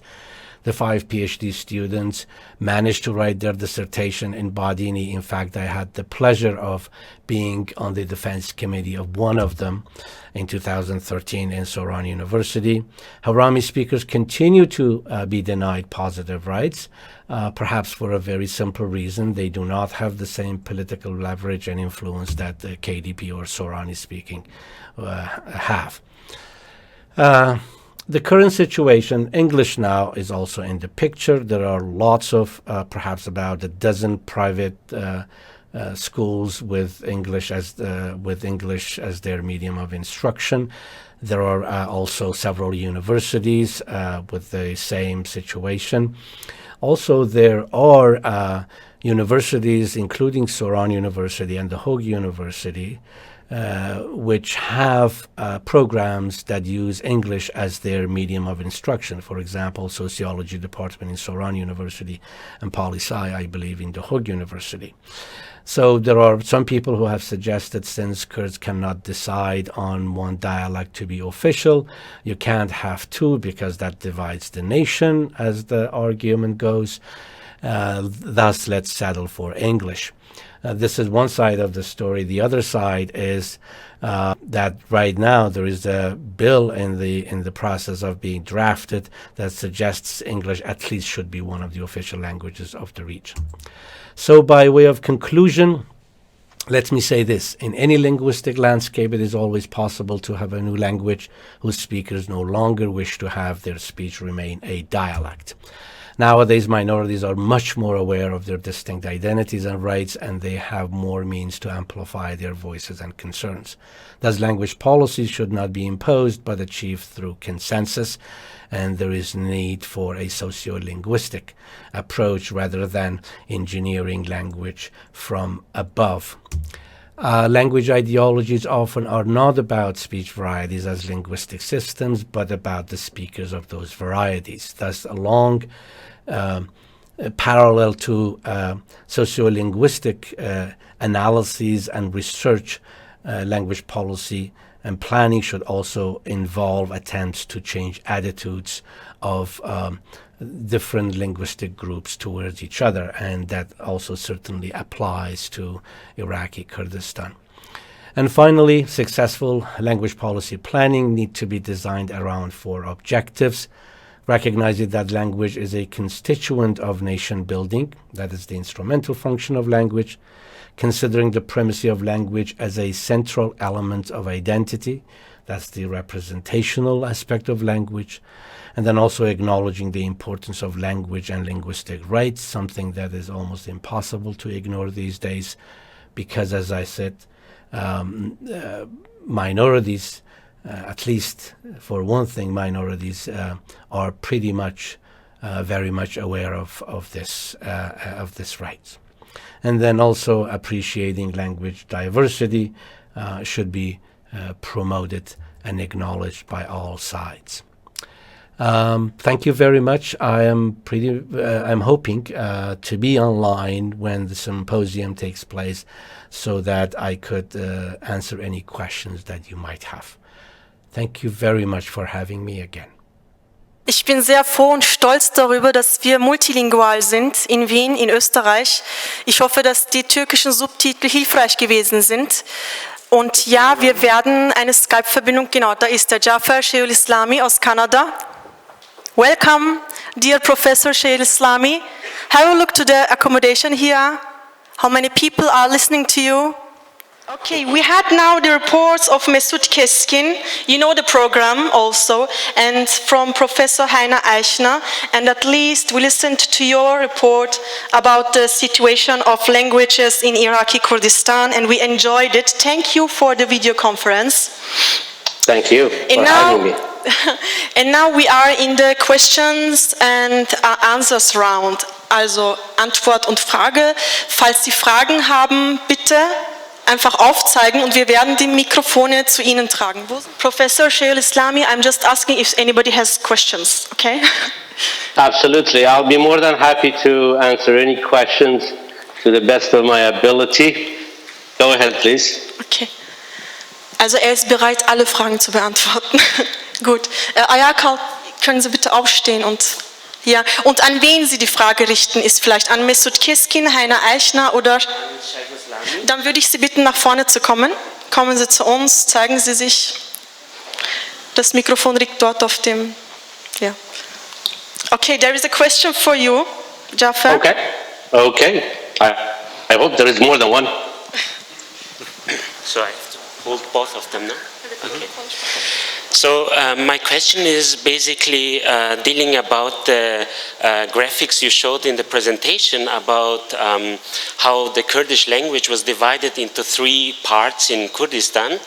And I'm just asking as a really beginner of this, because I'm not into this topic, how can you deduce all these schematics, and how can you divide the whole Kurdistan into three languages? Is it rather than really a strict, how to say it, it's like strict borders, or is it like fluently going from another point to another? Okay, just a second for translation. Jaffer, just a second for translation. Kannst du es auf Deutsch nochmal wiederholen, bitte, zum Publikum? Das brauche ich. Also meine Frage war, Sheikh Osmani hat eine Frage gestellt in der Präsentation oder hat zur Beantwortung einer Fragestellung eine Grafik gezeigt, wo er ganz Kurdistan dargestellt hat, das in 3 Teile unterteilt war. Und meine Frage war eben, wie kann es sein, dass das wirklich so scharfe Grenzen sind? Weil ich hätte mir als Laie oder als Anfänger gedacht, dass es eher fließende Übergänge gibt. Danke sehr. Okay, now it's your turn. This is an excellent question. The truth of the matter is that there has not been a language mapping of Kurdish varieties to this point. In fact, there are some scholars who currently are working on this. Jeffrey Haig, and this is my understanding, and also Matras in Europe are working on this. In Canada, Eric Annenby and myself have started a project to work on this to be more exact about the language mapping of Kurdish in the Middle East. What you see is Can I translate this first? Please sure, mind go ahead. I have sure. to translate. Okay. Absolutely. Die Antwort war eigentlich folgendermaßen, die Frage findet er eigentlich sehr gut und berechtigt, und er sagt, dass dieses Language Mapping, also die Verortung der Sprachen regional bedingt, dass hierzu noch sehr viel Arbeit getätigt werden muss und dass er derzeit an einem Projekt arbeitet, auch als Leiter mit Kollegen zusammen, dass man diese Verortung der Sprachen geografisch noch detaillierter und exakter durchführen kann. Okay, you can continue. Now, let me do a little bit of advertising. Currently, in fact, just a few days ago, Professor Eric Annenby, who's a linguist specialized in Iranian languages and has a major project to map Iranian languages of Iran, we have agreed to put out a request for MA and PhD students who are willing to work on language mapping or linguistic atlas of Iran and also Kurdish languages of Kurdistan, rather. So we will put out this request, and if there are any master students or PhD students who are willing to come to Carleton University in the capital of Canada, Ottawa, and work on language mapping or linguistic atlas, please let us know.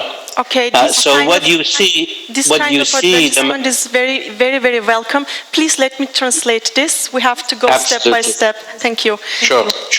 Okay, Professor Sheikhul Islami möchte jetzt diese Gelegenheit dazu ausnutzen, um von einem Projekt eben anzusprechen, das jetzt eben starten wird, und zwar mit einem Kollegen von ihm.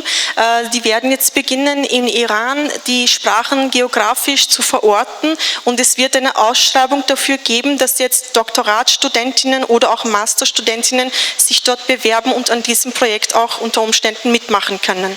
Okay? So the map that you have seen is not precise. It is an estimate. It's a rough estimate of Kurdish-speaking areas. And if I may add one more thing, on the map, there are not 3 linguistic groups or language varieties, what I would call dialect groups.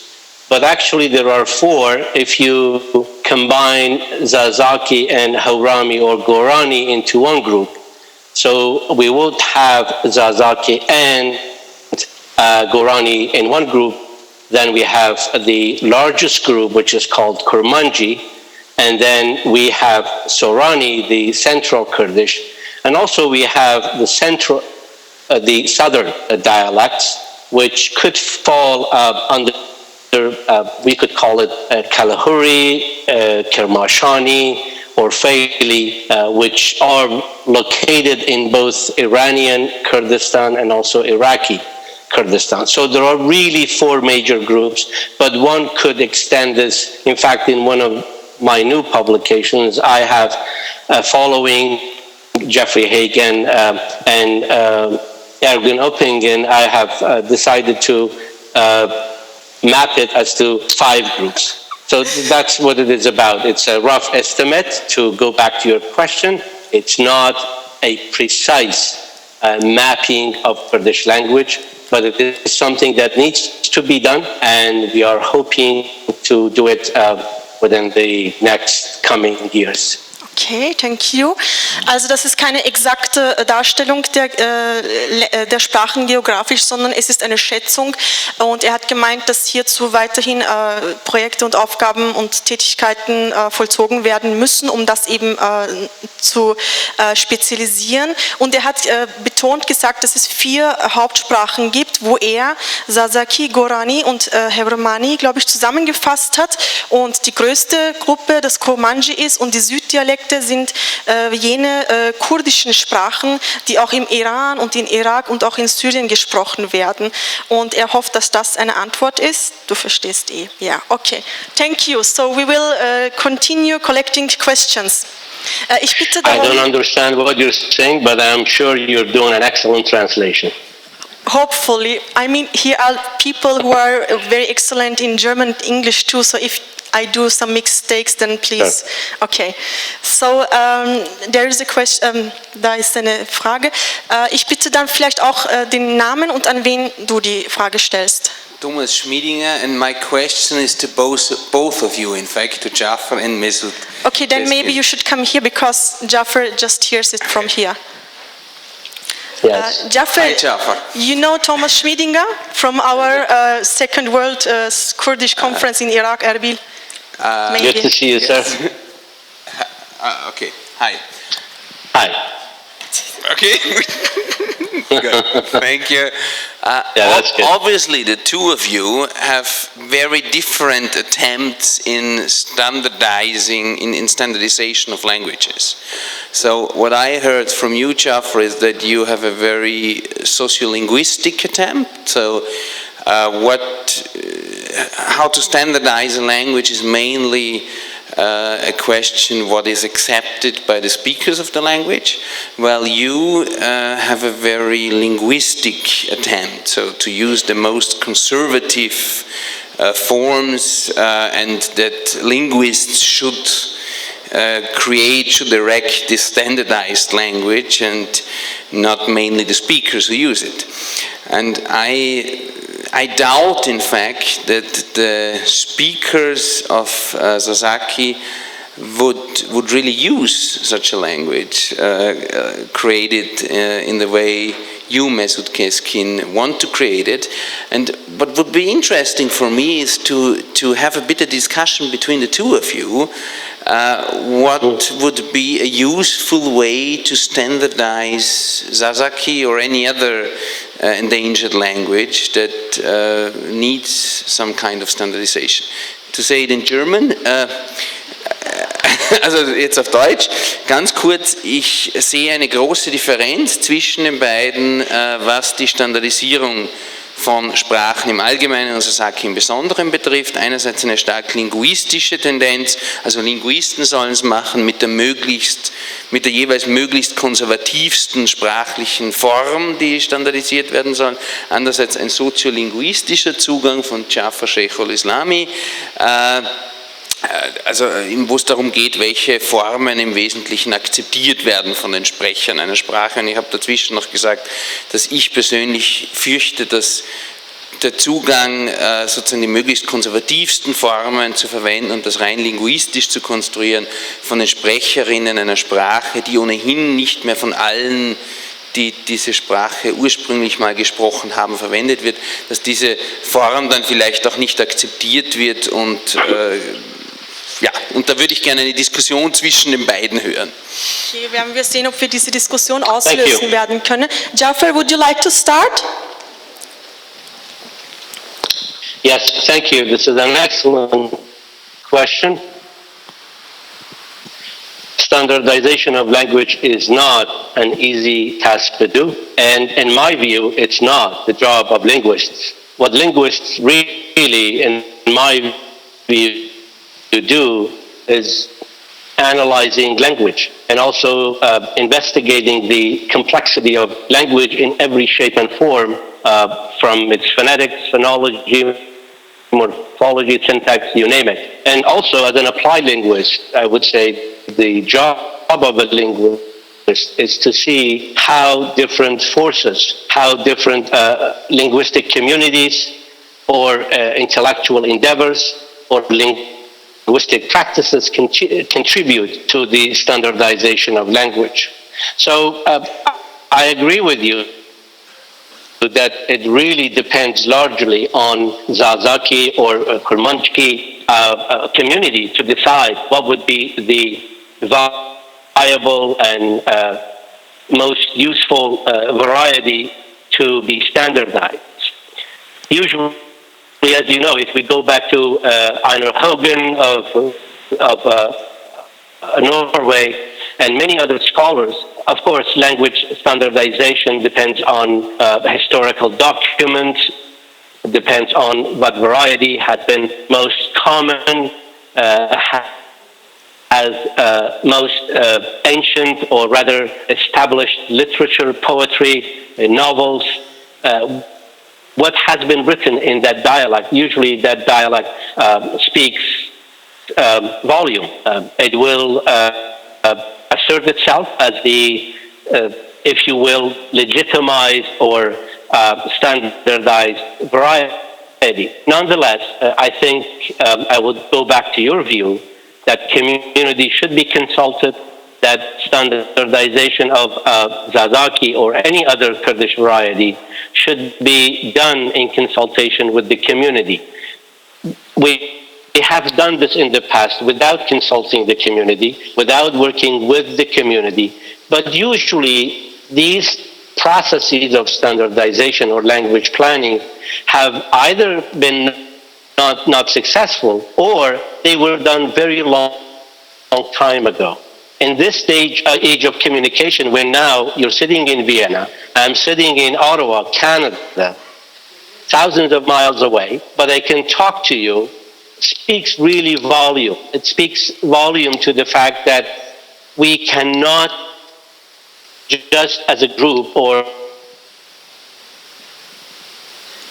a small community decide things just because we like it. I think all the historical significance, all the socio-cultural and political factors should weigh in, and we should consider all of them. So it's a challenge for the Zazaki-speaking community to decide what standard variety should look like. Okay, translation. Ich werde es sehr kurz eigentlich zusammenfassen. Das war sehr lang. Eigentlich die Hauptaussage von Jafar Shaykhul Islami ist, dass das wirklich eine sehr herausfordernde Arbeit ist, hier zu bestimmen, was jetzt standardisiert oder wie es standardisiert gehört. Früher wurde das von den Sprachwissenschaftlern so ausgeführt, dass man die Communities, also die Sprecherinnen, nicht unbedingt mit einbezogen hat in die Entscheidungsphasen, wie es jetzt am besten standardisiert gehört. Heutzutage aber, sagt Jafar Shaykhul Islami, haben wir jede Möglichkeit, uns eben konkreter auch mit den Communities, mit den Sprecherinnen zusammenzusetzen und hier eben gemeinsam einen gemeinsamen Weg oder gemeinsame Lösungsansätze zu finden, wie die Sprache am besten standardisiert werden kann, beziehungsweise damit es auch weiterhin benutzt wird, eben von den Sprecherinnen selbst, weil wenn das standardisiert wird, wird das ja im Endeffekt ein Produkt für die Sprecherinnen selbst sein, die eben damit umgehen werden. Aber auch die historischen und die sozialen und die politischen Faktoren gehören hier mit einbezogen. Das heißt, das ist keine trocken sprachwissenschaftliche Tätigkeit, sondern das ist eine Tätigkeit, die sehr viele verschiedene Disziplinen mit einbezieht und dass das eben die Herausforderung bei der ganzen Sache ist. Nun bitte ich Mesut Keskin um die Antwort, weil die Frage war an beide Herren gerichtet. Jaffer, I have translated as far as what it was possible to me. I think it was okay. Thomas? Yes, it was okay. Okay. Fantastic. Very good. Also mit dem Applaus brauchen Sie nicht zu zögern. Sie können gerne applaudieren, wenn das... Ja. Okay, now we will ask Mesut Keskin of his answer about this question. Bitte. And I will try to translate it to English then. Maybe I will also You're welcome. try to, but first in German. Vielen Dank erstmal für die Frage. Es ist ja eigentlich so, vielleicht kam das beim Vortrag nicht rüber, dass ich ja mit den SASA-Autorinnen und Autoren zusammen, das sind etwa so 100, die ich erreicht habe, diesen Schritt tätigen, also anhand von Seminaren. Und leider sehe ich da keinen anderen Lösungsansatz, das auch akzeptiert würde, weil es würde schon eine Diskussion auslösen innerhalb der Community, wenn es hieße, ja, welchen Dialekt sollen wir jetzt standardisieren, weil letztendlich, wenn man jetzt wieder auch an die Schweiz denkt, ist die deutsche Hochsprache quasi wenn auch nicht eine Fremdsprache, ein Fremddialekt, das sie ja erlernen müssen. Oder das Hochdeutsch ist ja auch eigentlich keine, historisch gesehen, keine gesprochene Sprache, so wie in der Form, wie sie jetzt gesprochen wird, hat sie ja so in dieser Form eigentlich nie existiert. Und es gibt ja auch, sei es das Kornische als eine keltische Sprache oder beim Baskischen auch ähnliche Ansätze, was die sprachhistorische Methodik anbelangt. Ich sage da nur, man kann das einfach nur ausprobieren, weil ich kann da nur... Well, I think it's not. I will try to answer in English. There are my PhD. Project is not only as to be seen as a single project, because I'm doing that in the seminars with the Zaza authors, which we are organizing a Zazaki seminar once a year, and we also inform all the Zaza authors about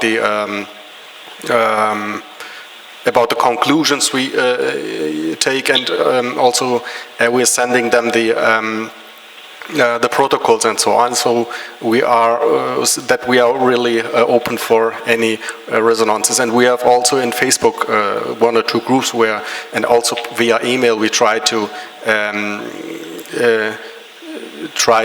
inform all the Zaza authors. And unfortunately, there is not a high amount of the Zaza people who are able to writing in Zazaki. The most of them are in their own language illiterate, and we know the reasons. Thanks a lot. Yeah.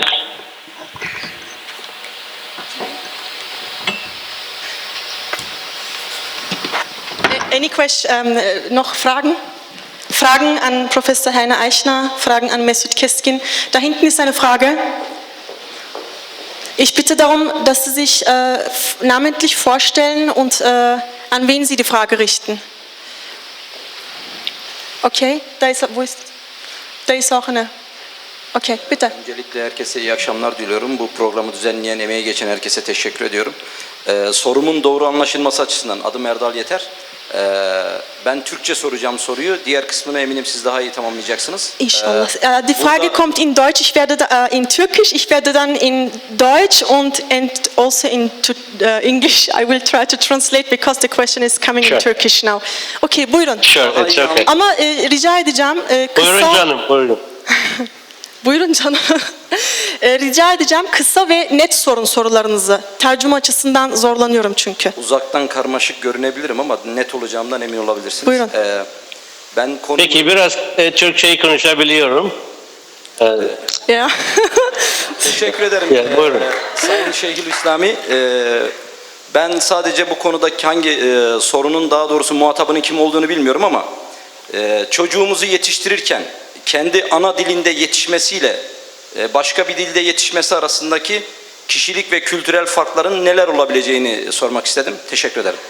Das war sehr kurz, danke. Also das war eine sehr wichtige Frage und zwar lautet sie, wie sollen wir dann in der Kindererziehung aus pädagogischer Hinsicht dann umgehen? Was ist der Unterschied, ob das Kind jetzt eine Fremdsprache lernt oder ob das Kind jetzt die Muttersprache lernt und welche Auswirkungen hat das dann auf die persönliche Entwicklung des Kindes? Okay, in Deutsch war es jetzt ein bisschen länger. So war es in Deutsch, die Frage ist an alle gerichtet. Professor Sheikh Islami, the question is, how can we deal with our children by transmitting the language to them? What is the difference between teaching them the mother tongue or a second language, and which influences do both of the versions have to the personal development of the child? Let's try in German first, and then we can come to you for the English answer. Is it okay for you? That's fine. Okay. That's fine. Yes, sure, absolutely. What a profound question. Okay. Okay. Well, to me, first language, and I call it first language. It doesn't have to be mother tongue. It could be father tongue, actually. But first language for a child is very important, and the reasons we know. Because simply the child sees the world, understands the world, interprets the world in the first language he or she is exposed to. I mean, this is not rocket science, we know that. And I think there is a tremendous amount of literature that have told us this. So being educated in the first language, let me put it this way. If someone is exposed to a first language at home and then in the community, but then goes to school in a second language, especially a second language that is very different from the first language, of course this child faces other challenges. So it's the culture of the school, it's the new language that has its own lexicon, its own grammar, its own rules. On top of literacy skills that a child has to learn in school. In other words, a minority child doesn't just have to learn a language, but also many other skills at the same time. So the challenge is much greater for a minority language speaker versus a dominant language speaker child. So it's all good for the cognitive development, for self-esteem, and also actually for academic development if a child goes to school in a language that is similar to the language that she or he learned in school. We know that. Jim Cummins from the University of Toronto, Nancy Horenberger, Tovitz Gudnam-Kangas, tons of scholars, major scholars at the international level have done research on this. For example, Jim Cummins suggests that if a child goes to school in the same language he or she is taught, for example, literature, math, sciences, in the same language of the first language, then it's very easy for the child to transfer academic skills and other things that she or he learns to the second language. We know that, and it's good for their cognitive development, it's good for their self-esteem, it's good for identifying with their culture and background, it's good for academic skills. For example, you can look at many African countries where they have decided to send their children to English schools. They have not been successful. In fact, there are studies who have compared those schools that children have learned academic skills and also other scientific or, say, for example, math skills in the first language, and even English, and then compare them to those children who went to English schools from grade 1. But then when you compare them at grade 5, 6, their English level is actually not better, those people who went to English schools. Just because the child goes to a second language from childhood, it doesn't mean that in the long run they will be better at academic performance. In fact, we also know in many societies where children go to school and study in a second language, the rate of dropouts, the rate of those children who leave school and never finish high school is much greater than those schools where children go to school in their first language. So in every sense, it's better for a child to go to school where his or her first language is the medium of education. This is really essential, medium of education, not just the subject of education. For example, a Kurdish child in Turkey should not go to school just learn Kurdish as a subject. That's not the point. It's one step, it's a good start, but actually the essential thing is that child should be taught math in Kurdish, should be taught sciences in Zazaki or in Kurmanji, and then it will be very easy for them to transfer those skills they have learned to Turkish. This is also important, if I may just add with this. Speaking of linguistic rights, it's not just about having minority children to have access to their first language, but also in later years and at the same level to have access to the dominant, to the national language. If they don't, they will not be able to compete at the national level and in the job market or academic skills. Okay, thank you. Well, that is long, sorry, yes, I hope you remember what I said. Okay, I will try to, the key words, I will try to translate it. Okay, soll ich auf Deutsch übersetzen oder ins Türkische? Deutsch?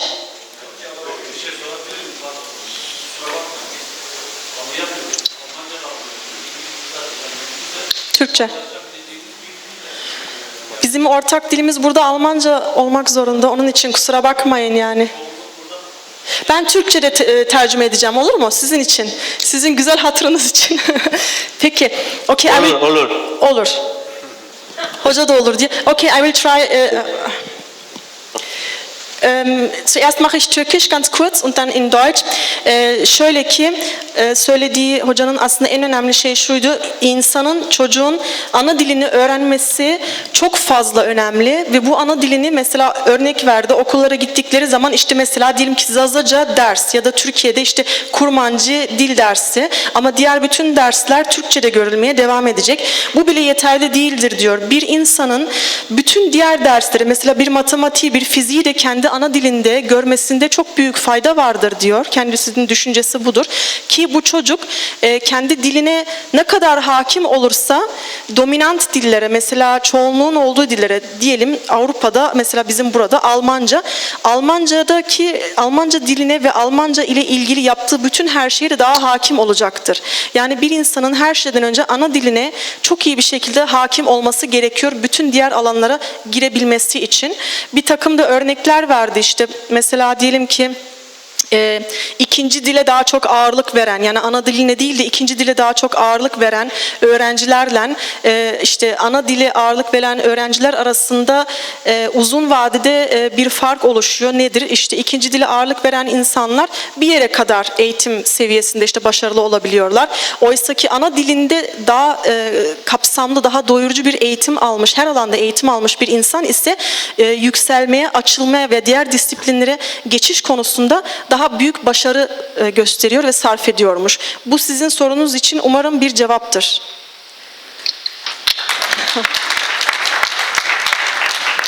Okay, ganz kurz in Deutsch. Multilingualismus, Multilingualität in einer immer wachsenden, globaler werdenden und kosmopolit werdenden Welt ist auf jeden Fall das A und O. Es ist sehr förderlich. Man sollte sich vor der Multilingualität, also vor der Mehrsprachigkeit auf jeden Fall nicht fürchten. Das ist mal der erste Hauptpunkt, was Jafar Sheikhul Islami angesprochen hat. Und der zweite Hauptpunkt ist, dass es trotz allem sehr, sehr wichtig ist, die Muttersprache sehr gut zu beherrschen, und zwar nicht nur im Sprachunterricht, sondern auch in den anderen Disziplinen.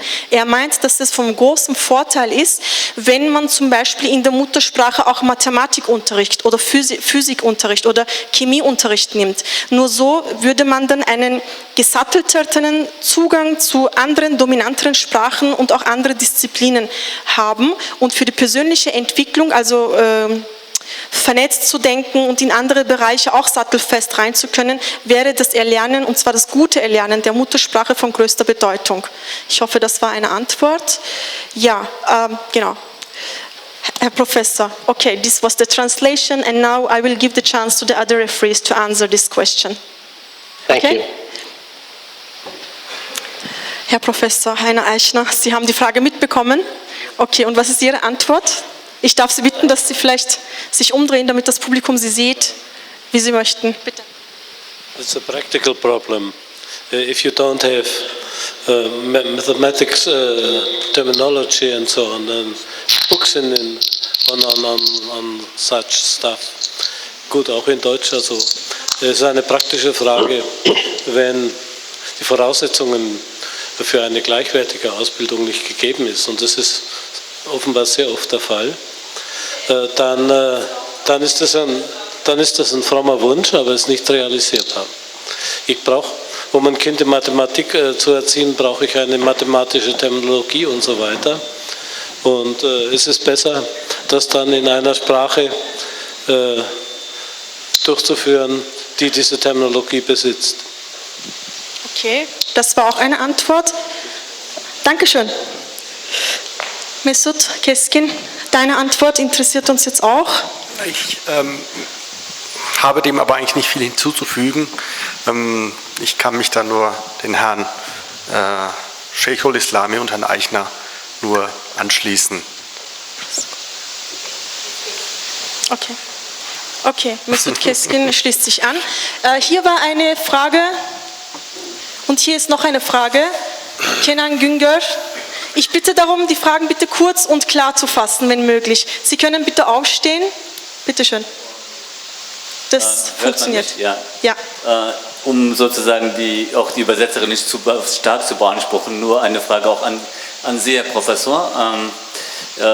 Sie sind auch zugleich Historiker oder historisch interessiert. Mich hätte eine Frage interessiert. Die Sasa-sprechende Menschen haben ja so ein doppeltes Problem. Das eine ist diese Zugehörigkeitsfrage, wohin gehört die Sprache? Ist das eine kurdische Sprache oder eine andere? Das ist eine, die linguistisch mehr oder minder zumindest geklärt scheint. Die andere oder die damit verbundene Frage ist ja immer diese Frage nach Zugehörigkeit, und zwar der historisch-ethnischen. Wir wissen natürlich aus der Linguistik, dass man das nicht tun kann, dass man nicht von einer Sprache auf Ethnie und Vorstellungsgemeinschaften schließen kann. Aber wir haben ja so ungefähr so ein Dreieck zwischen in Dersim und der ganzen Region sprechenden Sasa, wir haben das Gorani und wir haben diese Delem-Sprache im Nordiran. Wenn Sie dieses Dreieck sich anschauen, dort gibt es verschiedene Vermutungen, wie das zusammenhängen könnte. Es sind alles Hypothesen, aber mich würde Ihre Zugang als Linguist interessieren, der auch zugleich sich mit Geschichte beschäftigt. Ich vermute, dass wir nicht die absolute Antwort bekommen würden, aber eine Vermutung oder Hypothesen, die Sie dazu haben. Okay, danke schön. Diese Frage geht dann, this question goes to Professor Heiner Eichner. It's about the ethnical belonging, the classical question, you know. Okay. Yes. And the question goes to Professor Heiner Eichner. Ich möchte vielleicht diese Frage auch noch nehmen und dann möchte ich zur Pause übergehen und die anderen Fragen würden wir dann in der Pause beim Buffet und hier ist eine Frage. Und beim Gespräch dann miteinander austauschen. Da ist eine junge, hübsche Dame. Bitte aufstehen und Namen bekannt geben und an wen sich die Frage richtet. Und Herr Professor, Sie merken sich die Frage, ich komme dann auf Sie zurück. Die Frage richtet sich an alle drei Professoren. What's the role of being an independent state in developing of the Kurdish language. Also die Rolle der Staatenlosigkeit oder der fehlenden verfassungsrechtlichen Garantien in der Entwicklung der Sprache oder Zukunft. Okay. Der kurdischen Sprache. Gut, die Frage ist, Sasaki. okay, danke schön. And the second question goes to all, and it's about how are the circumstances to keep alive languages when a state, a government is not existing? This is the question. Is it understandable? Okay, just a few minutes. I want to get the answer for the first question first. Okay? Sure. I will come to you back again. Herr Professor, Sie haben sich die Frage hoffentlich gemerkt, gell? Also was die ethnische Zugehörigkeit und dergleichen, religiöse Zugehörigkeit zum Beispiel betrifft, da kann ich Ihnen zwar irgendwie was Persönliches sagen, aber nicht in meiner Eigenschaft als Sprachwissenschaftler.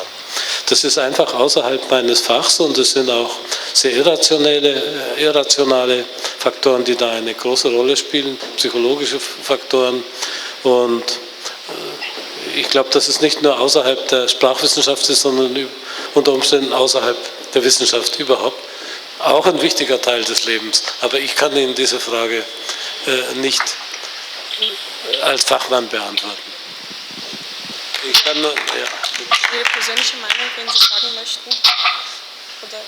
Ich kann nur sagen, dass bei den Sasa, mit denen ich in Berührung war, dass da schon sehr verschiedene Auffassungen bestehen und dass ein Unterschied zwischen Norden und Süden deutlich ist, zwischen den verschiedenen Religionsgemeinschaften und dass diese Unterschiede die sprachlichen Differenzen übertönen, dass sie wichtiger sind. Also jemand sagt zum Beispiel, meine Mutter will gar nichts von Sasa wissen. Das ist eine Sache des Teufels, weil die im Norden sind und dergleichen. Aber das hat mit Wissenschaft eben nichts zu tun. Also eine konkrete sprachwissenschaftliche Antwort ist hier nicht, aber wir können über diese politische Frage eigentlich dann draußen beim Buffet detaillierter diskutieren. Es werden auch die Referentinnen weiterhin anwesend sein. Möchtest du hierzu ganz kurz etwas sagen, weil wir werden dann zur Pause gehen, um uns ans Programm zu halten. Wir sind 4 Minuten drüber. Zu Ihrer Frage oder? Genau, die zweite Frage. Du kannst dann vielleicht auf die zweite Frage eingehen. Ja, danke. Mit der Lösung, also was zumindest den türkischen Teil betrifft, mit der Lösung der kurdischen Frage wären auch, oder besser gesagt, das ist ja, der Staat selbst ist ein Problem, nicht die Existenz der Sprachen, Kurdisch, Sasaki, Syrisch und so weiter, sondern der Staat selbst muss sich mit dem Problem auseinandersetzen, sich mit der eigenen Geschichte konfrontieren, weil der Staat, wie wir es auch heute sehen, aufgebaut ist, errichtet ist über Genozide und auf diesen türkisch-islamischen, auf der sogenannten türkisch-islam-Synthese, türkisch-islamische Synthese. Und wenn es einen Demokratisierungsprozess, dass auf jeden Fall die Sprachen, die Regionalsprachen, sei es jetzt Kurmanji, Sasaki, Lasisch, Assyrisch und so weiter, einen offiziellen Status erlangen müssen. Also dass es nicht nur beim offiziellen Status bleibt, sondern in erster Linie die Kinder vom Kindergarten aus oder von der Krabbelstube aus anfangen, die Sprache zu lernen, selbst wenn sie es zu Hause nicht können, zumindest, dass denen da in Kindergärten und in Schulen die Sprachen angeboten werden. Und meine Ansicht ist eigentlich, ich würde gerne, dass die Kinder, die Generation nach uns, nicht nationalistisch oder ethnisch geprägt, sondern kulturell, also dass Sprache als ein Produkt der Menschheit, sage ich mal, als ein Kunstwerk der Menschheit, was uns allen anbelangt. Also alle Sprachen in unserer Region sind unsere Sprachen, egal zu welche Ethnie wir angehören oder nicht. Also ich sage mal, als ein Sasa aus Dersim, auch das Kurmanji, auch das Armenische, auch das Lasische oder Assyrische, auch das Türkische, das sind alles unsere Sprachen, die gepflegt werden sollten. Und dementsprechend auch wäre vielleicht die Frage, was die ethnische Zugehörigkeit anbelangt. Das kann man, also man kann Sprachen klassifizieren, aber Menschen höchstens vielleicht in der Ethnologie oder Anthropologie, aber man kann niemanden aufzwingen, sich so zu nennen oder nicht. Ich kann nur als Linguist das Sasaki vielleicht klassifizieren, aber nicht sagen, wie sich der Mensch fühlen kann. Das ist jedem frei. Und so sollte auch eigentlich die Politik verfahren. Also wir sollten nicht vom türkischen oder vom türkischen Nationalismus kopieren und daraus einen kurdischen oder Sasa-Nationalismus oder alevitischen Nationalismus schaffen, sondern als das menschliche Dasein als ein kulturelles, als ein Dasein auffassen und dass wir alle Menschen sind und verschiedene oder mehrere Sprachen sprechen können. Okay, also das ist ja. Und vielleicht als letztes die Meinung auch von Professor Sheikhul Islami und dann gehen wir zur Pause über. Dear Professor Jafar Sheikhul Islami, may I ask you for the answer to the second question, please? And what was the question? How about to keep alive threatened languages under the circumstances of not existing state or government? Yes, this is an excellent question and a very challenging one. We have some experiences in the world. Languages that stay in rural communities and do not enter, let's say if the community is not urbanized, is not industrialized, then there are great chances that the language may survive. But in this technological and globalized world, it's hard to imagine for how long isolated communities could exist. And once it's either they disappear along with their language or they want to integrate into urbanization, globalization, technicalization, industrialization. And once they do that, as long as their language carries a symbolic capital value, there is very little chance that they could survive. What do I mean by symbolic capital value? They have to be instrumentally valued by a society. That is, if I'm a speaker of a language and I cannot find a job with my language, then the likelihood is, no matter how much I love my language, I will abandon it because it's no good for me. It's human nature. Human beings are pragmatic. They can't just stick to, hold on to symbolic values forever. One generation may value a language for its representational value, for its symbolic value, but the next generations and generations to come will look at this language and ask themselves, will this language get me a good job? Will this language make me successful in school? If I know this language, will it make me successful in this society? And if not, then the sad news is that gradually populations abandon their first language and they shift to the dominant language, the language that is valued because knowing it gives you jobs, because knowing it gives you high positions in government or public institutions. So if we want to really keep a language, make it survive, of course, we need to do language documentation. We need to do language standardization. We need to come up with scripts for those languages. We need to develop dictionaries. We need to write grammar books, teaching materials. But the bottom line is those schools need to be taught in schools. They need to be the medium of instruction. Like we have, for example, if French in Canada did not become an official language, if French speakers in Canada could not believe that knowing their language could give them good jobs and also actually positions in public institutions, perhaps they would have abandoned the language, no matter how important French is. But it became an official language. Now in Canada, if you know two languages, for example, French and English, you have a better chance of getting a good job. You have a better chance of becoming a prime minister, for example, a minister.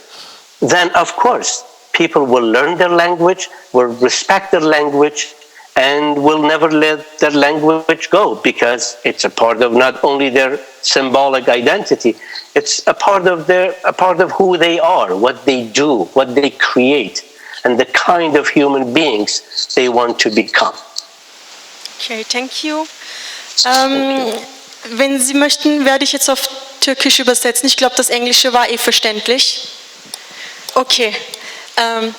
Söylediği şuydu. Evet, soru şuydu aslında. Devlet yok ortada. Siyasi ve ticari bir şeyi yoktur yani. Gücü yok mesela Zazaca'nın. O zaman bu koşullarda Zazaca'yı nasıl hayatta tutabiliriz ve neden bunu yapalım ve nasıl taşıyabiliriz? Soru buydu. Soru çok beğenildi. Cevaplar geldi de ben İngilizcesini, Türkçesini yapmaya çalışacağım. Şimdi eğer... Anladım. Çok güzel. Eğer dili mesela instrumental bir araç olarak kullanamaz isek Zazaca'yı mesela yazı diline dökmek çok önemlidir. Standartize etmek çok önemlidir. Yani bu dilin yaşatılması için sahip çıkılması çok önemlidir. Ama sahip çıkıldığında da sadece emosyonel yani duygusal anlamda hani böyle biz böyle köklerimize dönüyoruz bir kimlik bir şey sadece duygusal anlamda bir sahip çıkma olayıyla kalırsa bu dil ölmeye mahkumdur. Çünkü bizim çocuklarımız bununla ilgilenmeyecekler. Çünkü bizim Avrupa'da yetişen örneğin ya da metropollerde yetişen çocuklarımızın bir Dersim'in toprağıyla ya da bir ziyaretle ya da bir Hızır'la çok fazla bir alakası yoktur. Dolayısıyla dilin özellikle mesela enstrüman olarak bir araç olarak kullanabilmesi çocuğun çok önemlidir ki o dille mesela yabancı dil olarak onu kullanabilsin. Ya da mesela diyelim Türkiye topraklarında Zazaca da bir resmi dil olarak tanınması ona çok daha farklı bir anlam, daha farklı bir güç yükleyecektir. Yaşatılması ve devam aktarılması, verilmesi adına. Aynı şekilde mesela bu şey tartışmasında da çok vardır. İşte Zazaca lehçe mi ya da dil mi falan. Eğer lehçe yaparsak biraz zayıflatmış olacağız. Ama eğer Zazaca biz dir dersek ona daha farklı bir bakış açısıyla yaklaşacağız ve yaşatılması koşulları da biraz daha güçlenmiş olacaktır. Hocanın verdiği cevap aşağı yukarı bu kadardı. Umarım sizi tatmin edecek bir cevabı verebilmişimdir ben de, toparlayabilmişimdir. Tamam, öyle anlıyorum ki. Peki. Dankeschön, teşekkür ederim, thank you. Ich werde zur Pause umleiten, aber ich bitte um einen großen Applaus für die erste Panelrunde. Thank you.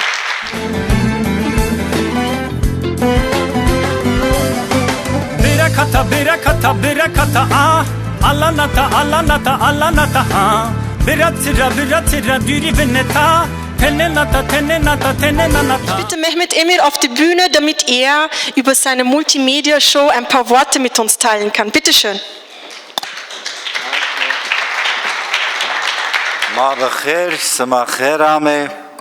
Hallo, schönen Abend. Auf jeden Fall in dieser Multimedia-Show geht es darum, ich lebe seit 1981 und seit 1983 fahre ich jedes Jahr in mein Dorf nach Zimmek in Hosat und mache ich Fotografien. Am Anfang waren es Schwarz-Weiß-Fotografien und Dias und eben die letzten Jahre mache ich hier digital. Auf jeden Fall in dieser Multimedia-Show habe ich auch ein Interview mit einem Überlebenden von Dersim 1937, 38 und ich wollte auch deswegen das da reinbringen mit deutschen Untertiteln, damit man hört, also wie Sasaki oder wie eines von vielen Dialekten oder Färbungen in der Sasaki-Sprache, wie es klingt. Also der Überlebende erzählt eben über sein Überleben eben in Dersim 37, 38.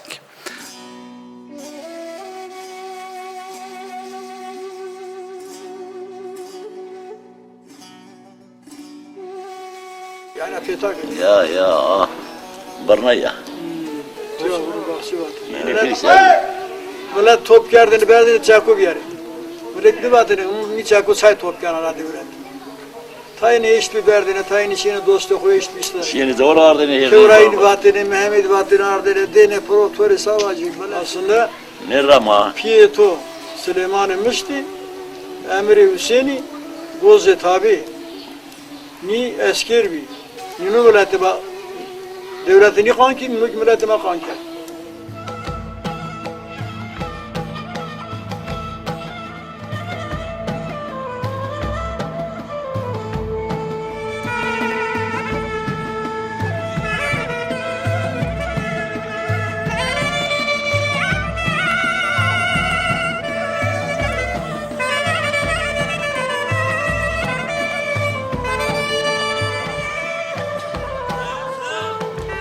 Dank, Mehmet Emir. Archivierungsarbeiten sind in der Frage Sasaki und Erforschung von Minderheitensprachen sehr, sehr wichtig. Vielen herzlichen Dank. Wir werden jetzt weiter fortsetzen mit dem Vortrag von Professorin Ursula Hemetek. Nachdem das Sasaki vor allem in der Diaspora über die Musik eigentlich wieder zum Leben erweckt worden ist und so auch an die jüngeren Generationen weiter transportiert wurde, in erster Linie, haben wir uns gedacht, dass die Ethnomusikologie auch einen sehr, sehr wichtigen Aspekt hierfür beiträgt. Und in diesem Gebiet ist Frau Professor Ursula Hemetek die Fachexpertin und wir möchten eigentlich gucken, wie es in den anderen Minderheitensprachen hier aussieht, wie sie eigentlich mit dem Überlebenskampf bzw. der Aufrechterhaltung kämpfen. Vielen herzlichen Dank. Wie schon gesagt, es geht um Musik als identitätsbildender Faktor bei Minderheiten, Ansatzpunkte einer angewandten Ethnomusikologie. Was ist Ethnomusikologie? Sie hat sich aus der vergleichenden Musikwissenschaft entwickelt und ist, wie der Name sagt, eine komparatistische Disziplin. Sie betreibt Musikwissenschaft im Vergleich der Kulturen und beschäftigt sich mit Musik im sozialen Zusammenhang. Musik hat eine große soziale Bedeutung und auch Wirkmächtigkeit. Es gibt kein Ritual auf der Welt, keine Kultur, in deren Ritualen nicht Musik eine Rolle spielt. Musik dient dem Ausdruck von Gefühlen, sowohl privat als auch öffentlich. Musik wirkt nach außen und nach innen. Musik dient als Symbol, sehr oft auch für Kollektives. Und Musik von Minderheiten ist ein Thema, mit dem ich mich seit Jahrzehnten beschäftige. Sasaki war dabei noch nicht im Fokus, deshalb kann ich dazu auch leider gar nichts sagen. Aber vielleicht können manche Erfahrungen mit anderen Minderheitenmusiken hier hilfreich sein. Ich glaube, dass Musik deshalb eine so große Bedeutung hat, weil sie stark die Gefühlsebene anspricht, weil sie andere Verstehensmechanismen als die Sprache verwendet. Deshalb kann sie auch auf einer anderen Ebene der Kommunikation dienen. Ich meine nicht, dass Musik keine Grenzen kennt. Ich meine nicht, dass alle Musiken überall gleich verstanden werden. Denn Musiken sind in gewissem Sinne auch Sprachen. Aber es gibt Musikstile, zumindest zum Teil, die global verstanden werden können.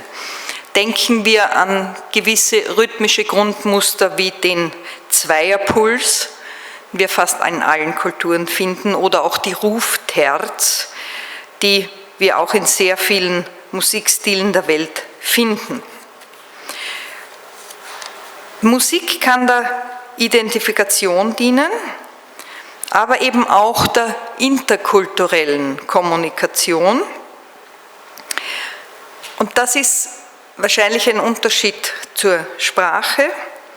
Sprache dient der Manifestation des eigenen, und wir haben es ja in manchen Folien auch schon gesehen, die Standardisierung dient der Nationenbildung, es geht ums eigene. Musik wohl auch zu einem gewissen Teil, aber sie richtet sich auch nach außen und kann ein Mittel der interkulturellen Kommunikation sein. Ich habe mich mit Musik von Minderheiten beschäftigt. Was sind Minderheiten? Es gibt dazu verschiedene mögliche Definitionen. Hakan Gürses definiert Minderheiten immer als ein relationales Verhältnis und er stellt in den Vordergrund, also es muss eine Mehrheit geben, wenn es eine Minderheit gibt, und es geht nach ihm vor allem um Machtverhältnisse. Ein politisches, soziales oder rechtliches Ungleichverhältnis. Und er hebt hervor, Minderheit ist nicht ein Ding an sich, sondern sie bezeichnet immer eine Relation. Also es ist das Machtverhältnis und es ist die Relation. In der Ethnomusikologie im internationalen Zusammenhang haben wir eine sehr breite Minderheitendefinition entwickelt, wo es um Unterscheidbarkeit geht, Unterscheidbarkeit von der dominanten Gruppe. Minderheiten in Österreich, ich habe sie hier nur aufgelistet, ich werde mich mit zwei Gruppen, es gibt in Österreich dieses Spezifikum, das unterschieden wird in die Volksgruppen, in die sogenannten autochthonen Minderheiten, das hat politische Gründe der politischen Entwicklung, und es wird unterschieden in die sogenannten neuen Minderheiten, wo die Migrantinnen und Flüchtlinge subsumiert werden. Ich möchte mich mit den burgenländischen Kroaten beschäftigen, das ist die erste der genannten Gruppen, und ich möchte mich mit den Roma beschäftigen, bei meinen Fallbeispielen. Hier ein paar Zahlen, das ist jetzt vielleicht nicht wesentlich. Zur Musik. Martin Stokes sagt, dass Musik ein wichtiges, wahrscheinlich das wichtigste Mittel der Relokalisierung ist. Das ist im Zusammenhang mit Migrationsbewegungen sehr wichtig. Es gibt dazu immer wieder viele Beispiele, wenn man Musik hört, die man aus dem Herkunftsland, aus der Heimat kennt, dann entstehen gewisse Gefühle. Und wir haben bei uns an der Universität für Musik und Darstellende Kunst eine Studie gemacht zur musikalischen Mehrsprachigkeit unserer Studierenden. Wir haben 49% ausländische Studierende an unserer Universität, die oft mehrere musikalische Sprachen sprechen. Wir haben oft die Erfahrung gemacht, dass auch Studierende, die sich früher in ihrer Heimat mit ihrer traditionellen Musik überhaupt nicht beschäftigt haben, dass diese Musiksprache der Heimat plötzlich eine ganz große Bedeutung bekommt in der Migrationssituation. Und Martin Stokes spricht davon, wie stark sozial wirksam und bedeutsam Musik ist und wie Menschen ihre Identitäten über Musik wiedererkennen und definieren. Die Burgenlandkroaten, mein erstes Fallbeispiel, sind im 16. Jahrhundert eingewandert. Lebensraum ist Burgenland und Wien. Sie sind die größte anerkannte Volksgruppe Österreichs. Sie sind zweisprachig oder einsprachig Deutsch. Es ist ein ganz deutlicher Sprachverlust bei den Burgenlandkroaten feststellbar. Die Sprache geht also ständig zurück und der Kampf der Burgenlandkroaten, der politische Kampf, geht in Richtung Erhaltung der Sprache und Erhaltung der Kultur. Ich glaube, dass dabei die Musik eine ganz wesentliche Rolle gespielt hat. Die Musik ist geprägt von Vokalkultur, aber vor allem auch durch ein Instrument, das sozusagen zum musikalischen Symbol der Burgenlandkroatinnen geworden ist, nämlich die Tamburica. Sie sehen hier eine typische Folkloregruppe der burgenländischen Kroatinnen und wir hören jetzt das Beispiel dazu. Klingen tut das so. Na, jetzt funktioniert es leider nicht.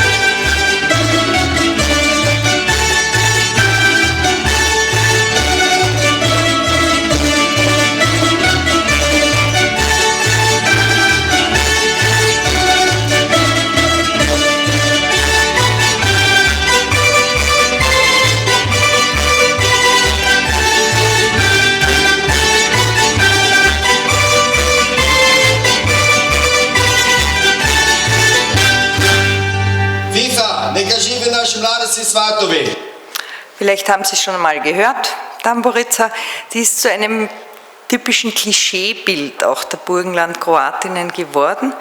Es gibt viele andere musikalische Betätigungsfelder der Burgenlandkroaten. Es gibt eine sehr lebendige Rock- und Popularmusikszene, es gibt Kindermusicals, es gibt Bandwettbewerbe, es gibt politische Lieder, es gibt eine ganz breite Palette, aber die Tamburica ist sozusagen das Aushängeschild. Und es gibt 39 kroatische Ortschaften im Burgenland und es gibt 41 Tamburica-Gruppen. Und in jeder kroatischen Ortschaft sowieso, in manchen sogar 2 und es gibt auch in Wien ein Folklore-Ensemble. Und ich glaube, dass die Tamburica deswegen auch für den Spracherhalt so wichtig ist, weil Kinder in den Ortschaften meist zur Tamburica gehen. Es gehört irgendwie dazu, Tamburica zu lernen. Die Kommunikationssprache ist sehr oft kroatisch in der Tamburica und es werden kroatische Lieder gelernt und gesungen. Und dieses Repertoire, das sich die Kinder erwerben, das bleibt dann auch und das kommt sehr oft auch im informellen Zusammenhang zum Einsatz. Möglicherweise gäbe es vielleicht die burgenländischen Kroaten nicht mehr, wenn es nicht die Tamburica, wenn sie nicht die Tamburica adoptiert hätten. Die ist ein junges Phänomen, die haben sie erst 1923 eingeführt, aber sie ist zu einem sehr wesentlichen Symbol geworden. Die Lage bei den Roma, die Volksgruppe der Roma ist anders, ganz anders. Sie kommen aus Indien, zwischen dem 5. und 7. Jahrhundert, in Europa um 1100 die ersten schriftlichen Belege. Sie leben in allen Staaten, fast in allen Staaten der Welt, sind überall Minderheit und haben keinen Nationalstaat. Die Roma sind also keine Nation, sind überall, wohin sie gekommen sind, diskriminiert worden. Ungefähr 500.000 Roma wurden von den Nazis umgebracht, sie als fremdrassig eingestuft worden sind. Und in Österreich leben etwa 20.000 Roma, sind ganz verschiedene Gruppen und es werden ganz verschiedene Varianten des Romanes gesprochen. Das ist, finde ich, jetzt schon auch eine Parallele zu dem, was ich hier über Sasaki, also über kurdische Sprachen gelernt habe. Also ein sehr, sehr heterogenes Volk. Allein in Österreich sind es 6 große verschiedene Gruppen mit 6 verschiedenen Sprachen und Dialekten und die Musik ist genauso vielfältig.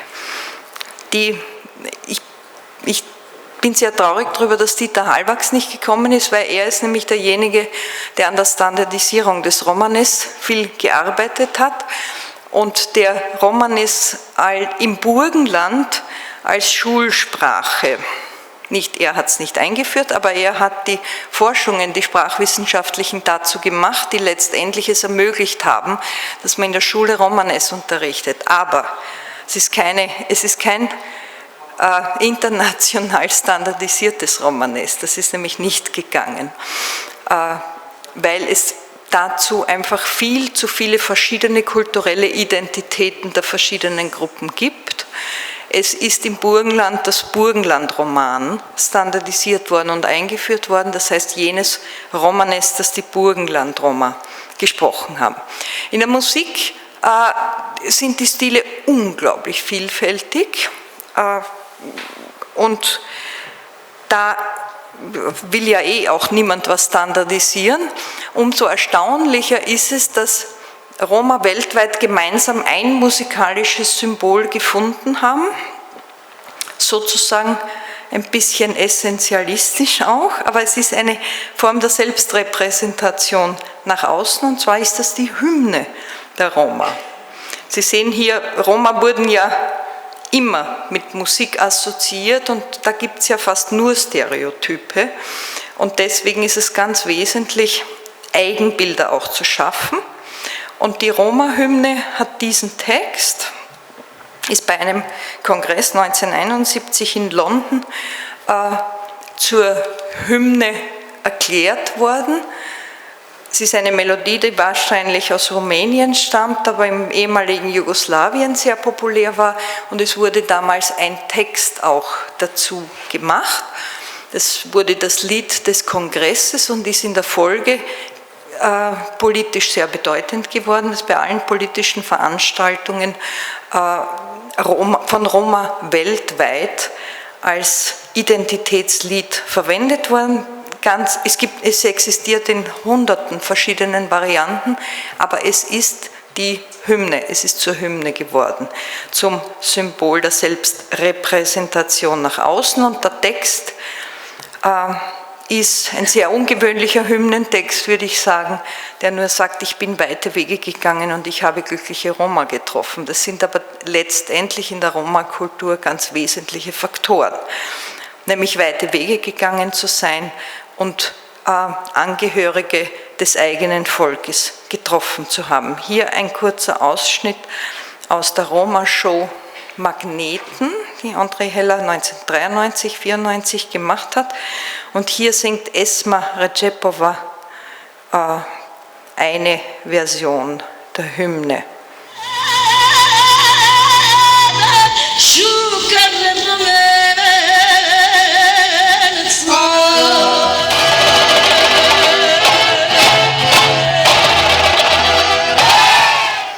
Und wenn man bedenkt, dass 1989 in Österreich erst der erste Roma-Verein gegründet worden ist, das heißt, Roma waren überhaupt weder politisch noch sonst repräsentiert und sich diesen Prozess, diesen Emanzipationsprozess anschaut, dann stellt man fest, dass Musik eine wesentliche Rolle gespielt hat und auch der Weg dieser Hymne ist doch so, dass es jetzt keine Roma-Veranstaltung in Österreich mehr gibt und auch sonst auf der Welt wohl kaum, wo nicht die Roma-Hymne als musikalisches Symbol verwendet wird. Ich wollte damit unterstreichen, diesen Ausführungen, dass die Rolle der Musik im Emanzipationsprozess von Minderheiten eine wichtige Rolle spielen kann. Danke für Ihre Aufmerksamkeit. Eigentlich gibt es sehr starke Parallelen zum Sasaki. Ein großer Teil der Sasaki-Sprecherinnen gehören dem alevitischen Glauben an und auch im Alevismus ist es noch so, dass sehr junge Menschen, die jungen Generationen Liedgut rezitieren und lernen, was eigentlich vor Jahrhunderten existiert hat. Und der Tambur, wir nennen das Tambur, Saz Bağlama ist ein sehr markantes Symbol im Alevismus, auch was sehr viele junge Alevitinnen auch spielen und praktizieren. Und auch im Sasaki ist es ebenso, dass die Musik erhalten geblieben ist, wobei ich zum Kurman, also im Vergleich zu Kurmanji eher schwächer, würde ich sagen. Also weil die Tanzkultur, also Halai zum Beispiel, dieser Volkstanz im Kurmanji doch viel stärker ausgeprägt ist. Also in diesem Sinne danke ich für Ihren Beitrag, weil die war schon sehr, sehr wichtig, damit man eben Vergleiche ziehen kann, wie es in den anderen Minoritätengruppen aussieht und welche Rolle die Musik hier eigentlich spielt, die auch ein sehr zentrales Merkmal und Eigenschaft der Sasaki-Sprecherinnen, der Kurmanji-Sprecherinnen, aber auch der Alevitinnen ist. Vielen herzlichen Dank für den Beitrag. Zuerst möchte ich sagen, Sima Perochelame. Ich freue mich sehr, hier zu sein und möchte Ihnen gerne einen ganz kurzen Einblick geben in die Forschung, die ich mache. Mich hat immer fasziniert, dass was eigentlich das kleine, der Mikrobereich uns über den Makrobereich sagt. Was können wir, wenn wir eine einzelne individuelle Biografie anschauen, verstehen über das große Ganze? Wie entsteht ein Kollektiv daraus? Und die Sprachwissenschaft hat hier, glaube ich, eine ganz wesentliche Rolle, wenn sie Biografien untersucht. Und das werde ich Ihnen jetzt an einem Beispiel sagen. Weil mich das eben interessiert hat, wie entstehen denn Gruppen im Bildungssystem, in der Migration, in der Diaspora? Wie entstehen Gruppen, die sich zusammengehörig fühlen? Deswegen haben wir in den letzten Jahren mit ca. 190 Familien so ungefähr zusammengearbeitet und die Biografien, vor allem die Sprach- und Bildungsbiografien, erfragt. Es ist eine große Varianz in diesem Sample. Also wir haben Familien aus den Gebieten des ehemaligen Jugoslawien drinnen, wir haben Familien drinnen, die aus der Südosttürkei ursprünglich kommen, also Großeltern oder Eltern in der Südosttürkei geboren sind. Die Familien leben entweder in Istanbul oder in Wien und da haben wir sie auch befragt. Und ich gehe jetzt nur auf einen einzigen Fall ein und möchte anhand dieses Falles präsentieren, wie ein Sasaki-Sprecher seine Identität in einem biografischen Interview darstellt. Wir haben den Leuten freigestellt, die Sprache zu wählen, die sie verwenden wollen in diesem biografischen Interview. Und irgendwie haben wir meistens begonnen mit dem Begriff Muttersprache oder Erstsprache. Wir haben gesagt, also wie gesagt, unser Thema, die Interviewerin hier und dieser Mann hier hat Türkisch gewählt als Sprache im Interview und die Interviewerin fragt ihn nun, wie ist denn das, was heißt denn zum Beispiel für Sie Muttersprache? Die Interviewerin wusste, der Mann kommt aus Elazığ und er wird vielleicht etwas erzählen über Kurdisch oder über Sasaki. Also was heißt für Sie zum Beispiel Muttersprache? Ja, also ich lese nur die deutschsprachige Übersetzung jetzt, Sie können das Türkische natürlich lesen. Muttersprache ist das Dings des Menschen vom Zeitpunkt seiner Geburt an, also die Sprache, die er vom Zeitpunkt seiner Geburt anspricht. Das Dings, das er spricht, also Sprache. Naja, die Interviewerin ist nicht ganz, also sie will mehr wissen natürlich und es stellt sich dann auch heraus, dass er sehr gerne erzählt, sehr ausführlich erzählt und sie sagt dann, okay, also wenn wir jetzt zu ihrer Kindheit zurückgehen, als sie angefangen haben zur Schule zu gehen, wie war das für sie? Sie wollte natürlich auch wissen, wie war das sprachlich für sie, ja, das muss ja, wenn sie eine andere Sprache als Türkisch zu Hause gesprochen haben und sie sind in Elazığ aufgewachsen, dann war das sicherlich eine Schwelle. Da sagt er drauf, nun, als ich natürlich begonnen habe, war das Ding der Schule sehr schwer für uns. Damals war es sehr schwer, Bildung zu kriegen. Stift, Heft, Buch gab es nicht. Hinzu kommt sogar etwas zu essen. Also das war sehr schwer, das Leben. Er macht lange Pausen, wenn er erzählt. Wir konnten keinen Stift, kein Heft finden. Manchmal war es sogar so, dass wir ein Heft, das wir in der 1. Klasse benutzten, im 2. Jahr wieder benutzten. Es war schwer. Also die Grundschule habe ich 5 Jahre besucht, dann gab es in unserem Dorf keine Mittelschule, kein Gymnasium und so weiter. Bin ich in die Kreisstadt gegangen, 2 Jahre bei einer anderen Familie gewohnt. Ja, es war eine bekannte Familie. Da waren wir, dann sahen wir, dass es so nicht geht. Wir haben ein Zimmer gemietet, ich lasse es aus, ich möchte Ihnen einfach zeigen, wie viel er erzählt. Ja? Also, aber was erzählt er? Er spricht, worüber spricht er nicht? Ja? Das ist ja das Interessante. Also wie schwierig das war, wir nahmen das Essen aus dem Dorf, dann gingen wir zurück in die Stadt, in die Schule gingen wir, am Montag Schule, am Freitag gingen wir ins Dorf und mit Mühe machten wir das Gymnasium fertig. Dann wollte er offensichtlich auf die Uni gehen und da hat er an den Prüfungen teilgenommen. Es gab 2 Prüfungen.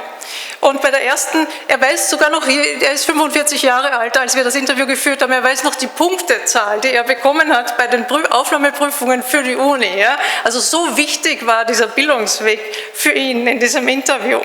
Bei der Fächerwahl, das musste man richtig treffen, also jeder von Ihnen, der das türkische Bildungssystem kennt, weiß, da muss man die richtige Wahl treffen, sonst kriegt man überhaupt keinen Zugang zu den Fächern, die man studieren möchte.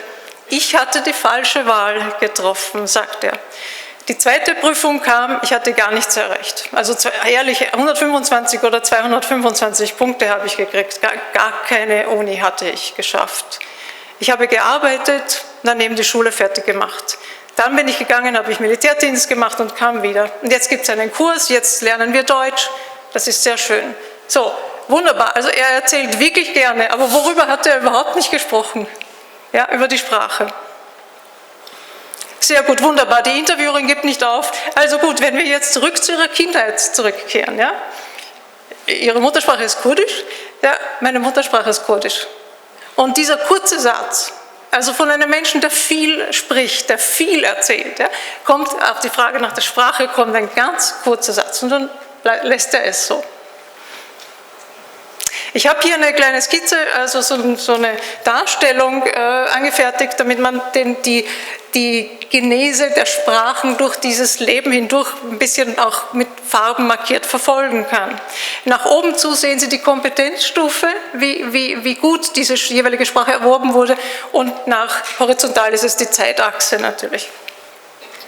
Nun, Kurdisch, er bezeichnet es als Kurdisch, ich sage jetzt rückblickend, es stellt sich dann heraus, es ist Sazaki. Sazaki, aber ich bezeichne es hier als Kurdisch Sazaki, weil das der Begriff war, den er gewählt hat. Und ich denke, das ist wesentlich. Vor der Geburt, als er auf die Welt kam, in der Nähe von Elazığ, da sprach man in der Familie Kurdisch Sazaki. Dann ist immer mehr Türkisch in die Familie reingekommen im Dorf auch. Und als der Vater, der heute 45 ist, damals als Kind in die Schule kam, Vater sage ich deshalb, weil er der Vater eines Kindes ist, das wir dann noch näher auch begleitet haben durch seine Bildungsbiografie. Jedenfalls dieser Mann hat dann in der Schulzeit natürlich immer mehr Türkisch gelernt und immer mehr Türkisch verwendet. Dann sind sie migriert nach Istanbul, dann war sowieso Türkisch relativ dominant, immer mehr dominant. Und dann ist man nach Österreich gekommen. Hier wird das erste Kind geboren und dieses Kind ist nun auch in unserem Sample in der Untersuchung gewesen, ein Mädchen. Und wir fragen jetzt den Vater, okay, wie ist das mit den Kindern? Bringen Sie den Kindern auch Kurdisch bei, also Kurdisch Sazaki bei? Naja, sagt er, also wir sprechen sehr viel Türkisch zu Hause und ehrlich gesagt, also wir bemühen uns so gut es geht, dass die Kinder wirklich, weil wir hier leben, wir wollen, dass die Kinder wirklich ein richtiges Deutsch lernen. Also das ist die Frage bringen Sie den Kindern Kurdisch bei? Ein wirkliches Deutsch mit allem. Ja? Wir sind wieder nicht bei Kurdisch, jetzt sind wir bei Deutsch. Ja? Also es geht ihm sehr stark um den Bildungsweg. Okay, dann kommt Deutsch mehr und mehr in die Familie. Das Kind, die Kinder bringen natürlich aus der Schule auch sehr viel Deutsch in die Familie nach Hause mit. Und nun, in jedem von diesen biografischen Interviews müssen Sie sich vorstellen, die haben circa 1 Stunde, 1,5 Stunden gedauert. In jedem von diesen Interviews gab es eine Schlüsselstelle. Also wenn ein Interview gut gegangen ist, dann haben die Menschen an einem bestimmten Zeitpunkt, etwa in der Mitte, eine Geschichte erzählt, die für sie sehr wesentlich war und sehr symbolträchtig. Und diese Geschichte folgt jetzt und ich werde Ihnen zuerst zeigen, was er erzählt und nachher sagen, auf welche Frage er das erzählt hat. Ich möchte eine Geschichte erzählen, sagt er zur Interviewerin. Also, das geht so. Sie haben mich an einen Ort verwiesen. Und nun achten Sie darauf, wo lacht er, wo macht er Pausen. In eine Siedlung, um ehrlich zu sein. Die Siedlung war etwas weit von unserem Dorf und jetzt lacht er. Alphabetisierer nannten sie das. Das war die Alphabetisierungskampagne in der Osttürkei in den 80er Jahren. Wir sind auch gegangen, sowieso hatten wir die Uni nicht, er hatte ja die Uni-Prüfung nicht geschafft, ja? Und jetzt gehen wir wenigstens etwas Geld verdienen. Einen 3-monatigen Kurs gaben sie mir. Als ich dort ankam, in dem Dorf, wo ich hingegangen bin, macht er wieder eine lange Pause, lag 2 Meter hoher Schnee, 2 Meter hoher Schnee. Lange Pause. Jetzt, wir sind gegangen, also niemand will Dings machen, also er sagt nicht was. Jetzt dieser Alphabetisierungskurs, den ich meine, ist nicht für, also er ist nicht so für Kinder, er ist für Erwachsene. Wie auch immer, Pause. Der Dorfvorsteher gab uns einen Platz. Hier werden Sie lesen und schreiben, Dings machen. Und das sagt er jetzt sehr emphatisch. Alle meine Sachen habe ich natürlich mitgenommen, also Bücher und so. So haben wir Dings gemacht. Wir werden gehen und unterrichten, sagt er lachend. Lesen und schreiben. Ich hatte 14 Schüler. Kein einziger ist gekommen. Ja, warum sind sie nicht gekommen? Jetzt, die Umstände erschwerten ihr Kommen. Die Wohnungen von allen sind an einem anderen Ort. Ja, alle haben auch Kinder. Hinzu kommt, aufgrund von Dings, aufgrund von Kälte, von Schnee, wirklich, also vielleicht innerhalb von 3 Monaten starben 19 Kinder.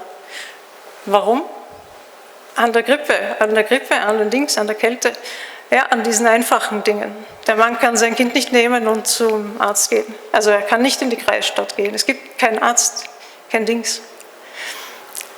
Diese Geschichte, diese Schlüsselgeschichte für ihn, da geht's, Sie merken es wieder, es geht erstens um Bildung natürlich, das für ihn sehr wichtig ist, aber zweitens, das war die Antwort, das war seine Antwort auf die Frage, wollen die Kinder auch Kurdisch lernen?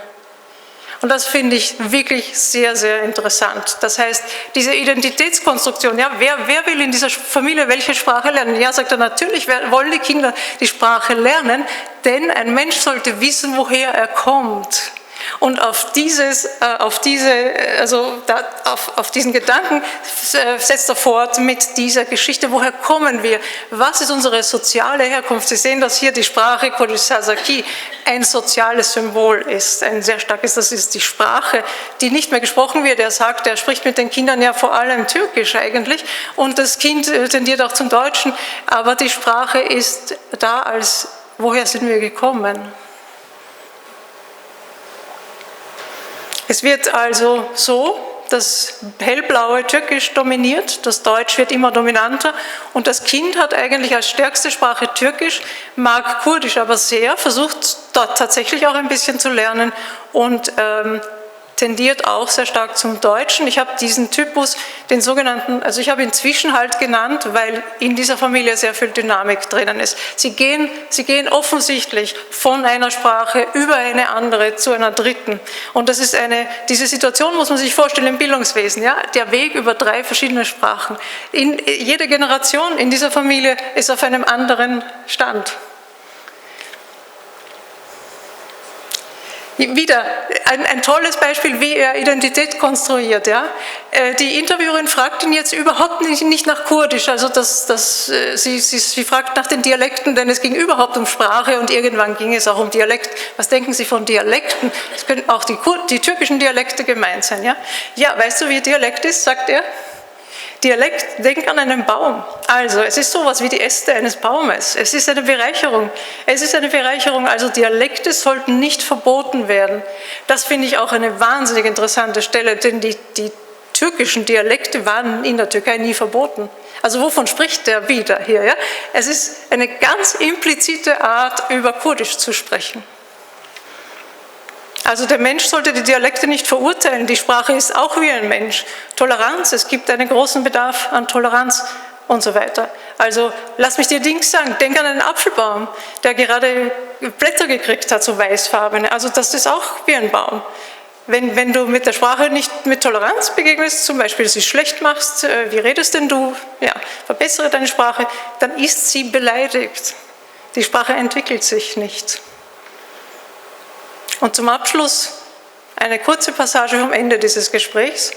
Wie klar es wird, sagt die Interviewerin, dass Sie solche Dinge selbst erlebt haben, nicht wahr? Und er lacht, ja, du weißt es also, du weißt es, von einem schwierigen Ort sind wir gekommen. Nicht wahr? Ja, ich weiß. Von den Bergen sind wir gekommen, sagt er lachend. Ja, wie soll ich das nicht wissen? Wie sollte ich das nicht wissen? Diese sehr eindrucksvolle Darstellung einer Biografie und eines Blicks auf die eigene Sprache, die er sehr wohl noch als eigene Sprache versteht, hat mich lange beschäftigt. Das ist eine Darstellung, die sehr implizit, immer nur sehr implizit von Kurdisch oder Sasaki spricht. Die Sprache ist namenlos, er selbst gibt ihr keinen Namen. Es war die Interviewerin, die gefragt hat, sprechen Sie Kurdisch, aber er selbst hat den Namen nie genannt. Die Sprache ist auch im Bildungssystem hochgradig unsichtbar. Und es gibt natürlich diesen Übergang über die 3 Sprachen hin zum Deutschen. Die Sprache ist sehr stark als Symbol während des ganzen Interviews anwesend, aber sie wird nicht genannt. Wir haben noch einen zweiten Typus gehabt unter den Sasaki-Sprechern und das ist die sogenannte Brücke. Das sind Familien, die das Kurdische und das Deutsche zu den Pfeilern ihres Lebens gewählt haben und das Türkische aussparen. Also das Türkische bleibt so ein bisschen als Behelfssprache erhalten, aber sie verwenden es nicht wahnsinnig gern und nicht wahnsinnig viel. Es ist einfach da, man hat es im Repertoire. Das ist ein ganz anderer Typus, ein ganz anderer familiensprachenpolitischer Zugang als der Zwischenhalt. Es ist explizit, also wird benannt, es ist sichtbar, es wird weitergegeben und es ist ein Instrument, nicht ein Symbol. Es ist ein Instrument der Gegenwart. Ich komme zu den, und eins ist noch wichtig, das habe ich vergessen zu sagen, es ist der rechte Typus, der Zwischenhalt, den haben wir ausschließlich bei Minderheitensprachen gefunden. Niemals haben wir den gefunden bei Sprachen wie Serbokroatisch oder Türkisch. Die Brücke hingegen sehr wohl. Damit komme ich zum Abschluss. Was bedeutet das? Was bedeutet es, dass wir vor allem den Zwischenhalt haben in dieser Sprachgemeinschaft? Es ist offensichtlich etwas, das sich hier verschiebt, denn die Brücke, dieser andere Typus, die Brücke ist sehr selten. Das bedeutet etwas für den Bildungserfolg und zwar deshalb, weil wenn eine Sprache unsichtbar ist im Bildungswesen, dann wird sie auch nicht herangezogen, wenn sie herangezogen werden sollte. Also zum Beispiel Situation, das Kind ist schwach in Deutsch, sozusagen unter Anführungszeichen. Die Schule bietet eine sogenannte muttersprachliche Testung an und diese Muttersprache ist dann Türkisch. Also die Muttersprache wird zugeteilt, ganz einfach, weil man nicht weiß, welche Sprache sonst in der Familie ist. Eine unsichtbare Familiensprache ist auch in der Schule unsichtbar. Ja, das ist natürlich hochproblematisch. Was ist das für eine Testung dann? Aber viele Eltern wehren sich da ja auch gar nicht dagegen, weil sie ja selbst diese Sprache sagen, ja, was ist das eigentlich? Das hat ja sowieso keinen Wert für mein Kind. Und zweitens ist es wesentlich für den Bildungserfolg, weil man sich vorstellen kann, dass ein Sprachwechsel, das menschliche Gehirn ist imstande, einen Sprachwechsel zu bewältigen. Natürlich, jedes Kind kann das, aber dafür braucht es Zeit. Und wer hat Zeit im Bildungswesen? Also wer kann 2 Generationen warten? Oder wie kann man seinem Kind Bildungserfolg gewähren, wenn es erst durch 3 Sprachen durchwandern muss? Das heißt, hier wäre es wahnsinnig wichtig für das Bildungswesen, mehr über diese Sprachen im Hintergrund zu wissen. Und drittens, und das ist ein Punkt, der mich auch wirklich am allermeisten interessiert, was bedeuten diese Biografien, die Kenntnis dieser Biografien für den sozialen Zusammenhalt? Ich denke, wir haben hier ein Repertoire an Biografien, an biografischen Erzählungen, an Zugängen, die für ein besseres Verständnis eines multisprachlichen Zusammenlebens wahnsinnig wichtig wären. Menschen, die im Bildungswesen arbeiten, sollten unbedingt eine Kenntnis dieser Biografien besitzen, sodass man in einer Schulklasse, in einer normalen großstädtischen Schulklasse sind alle diese Biografien zusammen. Das heißt, das ist ein ungeheures Potenzial, dass man sich mit diesen völlig verschiedenen historisch entstandenen kollektiven Zugängen auseinandersetzt und gegenseitig verständigt. Stellen Sie sich mal vor, was für ein Potenzial, wenn man voneinander diese Biografien kennen würde. Das ist für mich ein Beitrag, von dem oft gesagt wird, das ist nicht Sprachwissenschaft. Ich denke, das ist das Wichtigste fast, was die Sprachwissenschaft überhaupt beitragen kann. Die Analyse von Biografien, von der Kommunikation miteinander im Bildungswesen zum Beispiel und in einer spätmodernen Gesellschaft. Vielen Dank. Sie haben ganz deutlich eigentlich angesprochen, Sprache als Symbol und Sprache als Instrument. Und ich glaube, dass gerade in dieser Zone sich jetzt das Sasaki und auch das Kurmanji auch sich befindet. Und was Sie bezüglich Bildungswesen angesprochen haben, ja, Bürokratie, Ressourcen, kommen dann alle in Frage. Okay, ich möchte jetzt wieder ans Publikum weitergeben, Fragen an die 3 werten Referenten und Referentinnen. Meine Frage ist an dich, Katharina. Habt ihr euch angeschaut, ob sich ob sich die Biografien zwischen denen, die sozusagen Systembrücke und denen, die Systemzwischenhalt haben, unterscheiden?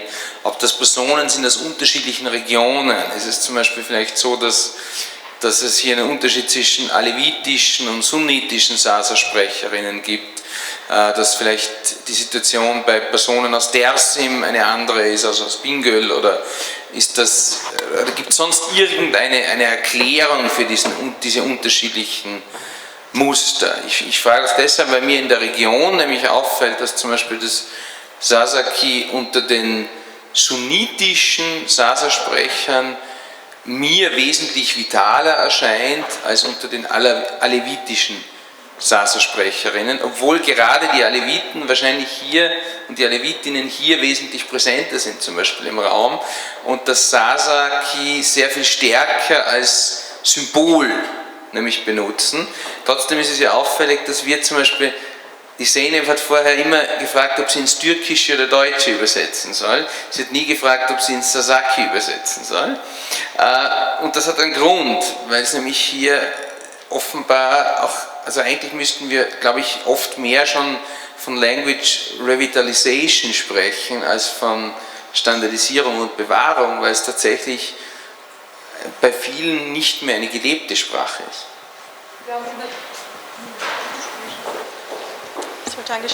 Hören Sie mich? Ja. Wir haben in der Tat Unterschiede zwischen verschiedenen Kollektiven gefunden, je nachdem, wie man die jetzt definiert. Also der wichtigste Unterschied zwischen Zwischenhalt und Brücke ist sozioökonomisch. Das heißt, Familien, die ein etwas besseres Einkommen haben, tendieren mehr zur Brücke. Und das zeigt auch sehr schön, dass man einfach für den Erhalt einer Sprache irgendwelche zeitlichen oder finanziellen Ressourcen braucht, sonst läuft die Sache einfach irgendwie und die Eltern können sie fast nicht steuern.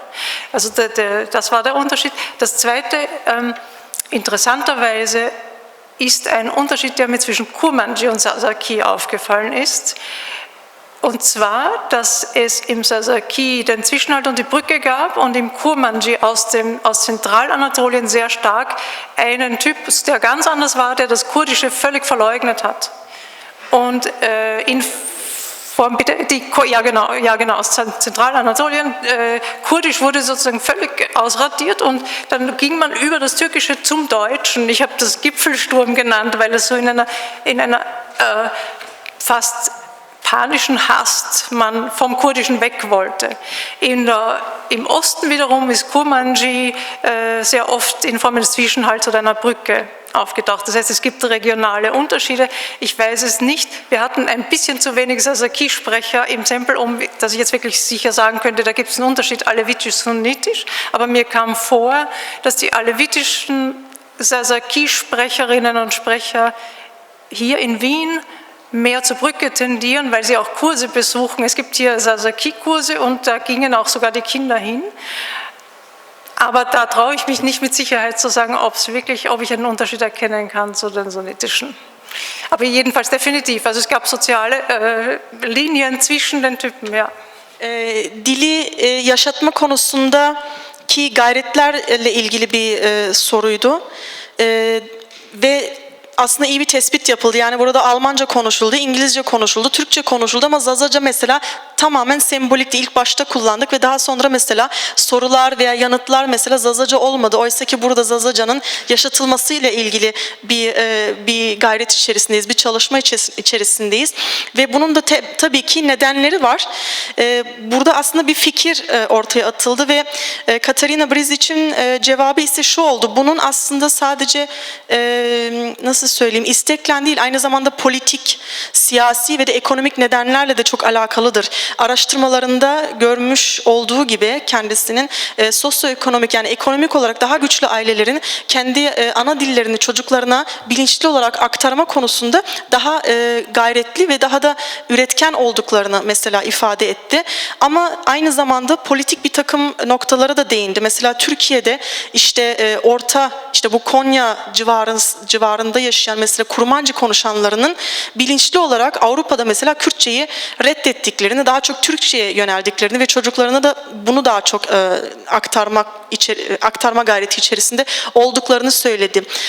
Ama şunu da söyledi Katarina Brezic, Viyana'da ilginçtir dedi, Alevi olup da Zazaca konuşanların mesela burada dili yaşatma konusunda gayretli olduklarını ve mesela Zazaca dil kurslarının var olduklarını söyledi ama bu konuda da daha başka araştırmaların yapılması gerektiğini söyledi. Çünkü bunun gerçekten kullanılma açısından nasıl bir değeri olduğunu şu anki araştırma durumuna göre tam olarak söyleyemiyor. Umarım bu yeterli bir ifade olmuştur. Eser Arı Akbaba, buyurun. Vielen Dank, Zeynep. Ich habe eine Frage an die Frau Professor Brezic.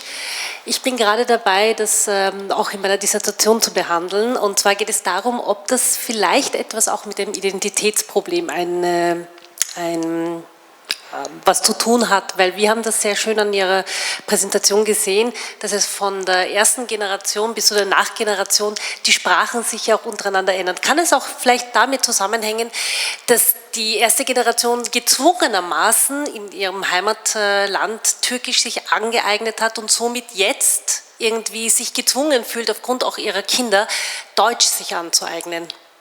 Ja, definitiv, da ist ein Zusammenhang. Also wir können an diesen Sprachbiografien auch exzellent beobachten, wie viel Einfluss die Sprachenpolitik des sogenannten Herkunftslandes, das ja schon 2 Generationen jetzt bald zurückliegt, immer noch ist. Also die Sprachenpolitik des Landes, aus dem irgendwann die Großeltern oder Eltern gekommen sind, hat immer noch einen Einfluss bis hier.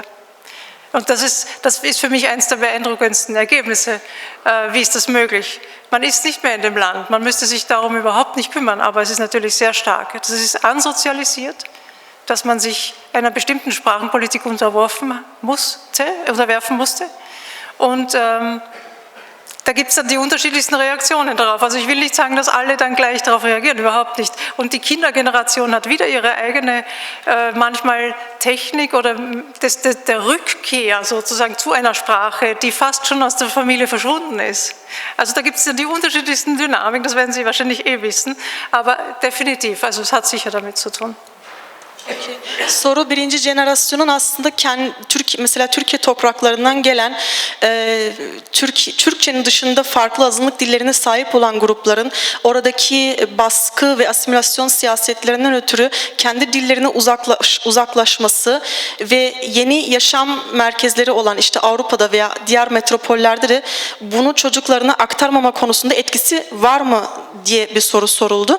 Cevabı da şuydu: Türkiye'deki dil politikasının Türkiye'den buraya göç olmuş insanların zihninde hala hakim olduğunu ve bir takım kanıksanmış tutumların kendi araştırmalarında belirgin olduğunu aktardı Katarina Brezic ve gerçekten de o asimilasyon siyasetinin ve baskı siyasetinin Türkiye'deki hala burada insanların zihninde en azından egemen olduğundan kaynaklı çocuklara veya yeni jenerasyonda dilin aktarılmasında bir sıkıntının olduğunu kendisi de araştırmalarına dayanaraktan ifade edebiliyor. Weitere Fragen? Buraya alalım. Ich hätte eine Frage zu Professor Hemetek. Also ich gebe Ihnen vollkommen recht, dass ein Instrument zu spielen oder dass die Musik zu Identitätsetablierung führt. Das ist mein einziger Zugang zur kurdischen oder alevitischen Kultur. Aber die Frage ist, inwieweit nimmt das einen Einfluss auf die Identitätsetablierung, wenn man die Lieder oder den Text auf einer anderen Sprache singen muss als auf seiner eigenen Muttersprache? Haben Sie dazu irgendwelche Untersuchungen? Läuft das jetzt? Ja. Es gibt bei den Burgenlandkroaten zum Beispiel zweisprachige Lieder. Es kommt jetzt, ich glaube, es hängt immer alles mit den politischen Rahmenbedingungen zusammen. Im Burgenland haben die Burgenlandkroaten relativ friedlich mit der deutschsprachigen Bevölkerung gelebt und man hat einander beeinflusst kulturell. Da waren außerdem noch die Roma und die Ungarn und so, im Burgenland ist alles zusammen. Und deswegen ist es auch möglich, zweisprachige Lieder zu singen. Das sind Lieder, die wirklich eine Zeile ist kroatisch, eine Zeile ist deutsch, die nächste ist wieder kroatisch-deutsch. Das ist eine selbstverständliche Zweisprachigkeit, weil die ja alle zweisprachig sind. Also die Burgenlandkroaten sind zweisprachig, die sind nicht einsprachig. In Kärnten ist es anders. Da ist eine konfliktreiche Situation, Kärntner Slowenen und deutschsprachige Slowenen, aufgrund der Geschichte, weil es die Grenze zu Slowenien gibt, weil es die Okkupation gegeben hat, Gebietsansprüche des ehemaligen Jugoslawien und weil es eine rechte Szene gibt, den Kärntner Heimatdienst, und da hat es immer wieder auch bewaffnete Konflikte gegeben. Und deswegen sind zweisprachige Lieder in Kärnten ganz selten. Und man geht entweder zum slowenischen Chor oder man geht zum deutschsprachigen Chor. Zu Chören geht man auf jeden Fall in Kärnten, weil das ist eine sehr ausgeprägte Chorszene. Es kann aber sein, und das passiert oft, dass zu später Stunde mit dem nötigen Alkoholgenuss dann sehr wohl in beiden Sprachen gesungen wird. Da wird also die Sprache, das Singen als Waffe nicht mehr so sehr eingesetzt. Ich kann mir aber vorstellen, dass Sie wahrscheinlich was anderes ansprechen, wenn einem verboten wird, in seiner eigenen Sprache zu singen. Oder die Texte gar nicht überliefert wurden. Wo man gar nicht die Möglichkeit hatte, die Originalsprache zu erlernen und wenigstens die Originalsprache zu singen. Ja, ich glaube, es ist natürlich bei einem Lied, ein Lied besteht aus Melodie und Text. Und beides ist wichtig. Trotzdem hat die Melodie, glaube ich, an sich auch eine ganz starke, wenn sie so besetzt ist, eine ganz starke identitätsbildende Wirkung haben, ohne die Worte. Und es gibt vielfältige Beispiele von unterdrückten Völkern, denen die Sprache verboten wird, denen auch verboten wird, in dieser Sprache zu singen, wo dann nur die Melodie überbleibt. Man verwendet nach wie vor die Melodie und die Melodie wird zum Widerstandssymbol, ohne dass man die Worte dazu singen muss. Also ich glaube schon, dass das Musik an sich, kommt immer auf die Konnotationen an, kommt immer darauf an, was man damit verbindet, dass Musik an sich schon auch die Musik allein eine identitätsbildende Wirkung hat. Okay. Soru, ganz kurze Übersetzung und dann haben wir hier einmal und auf dieser Seite zwei Fragen. Bitte ganz kurz und klar fassen die Fragen. Alevilikte hani biz de aslında bundan biraz yakınırız. Hani mesela Zazaca deyişler, beyitler falan dinlemek isteriz. Bu daha çok son zamanlarda bizim aşina olduğumuz bir konu. Çünkü neden? Yasaktı, dil ve yazılı kaynaklarımız çok az.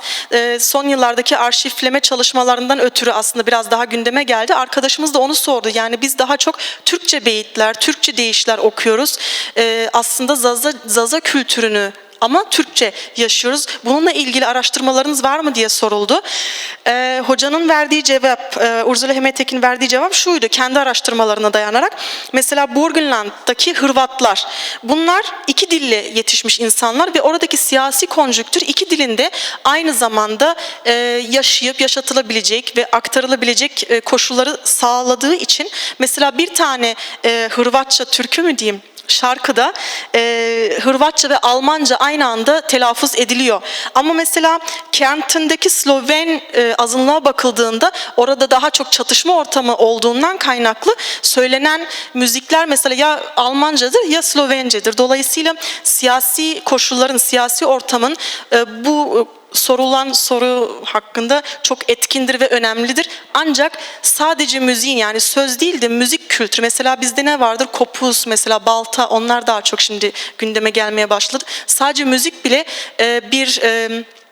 nasıl söyleyeyim, bir duruşu sergileyebilir ve yüzlerce yılda taşınabilir. Ali abi buyur, Ali Dikme.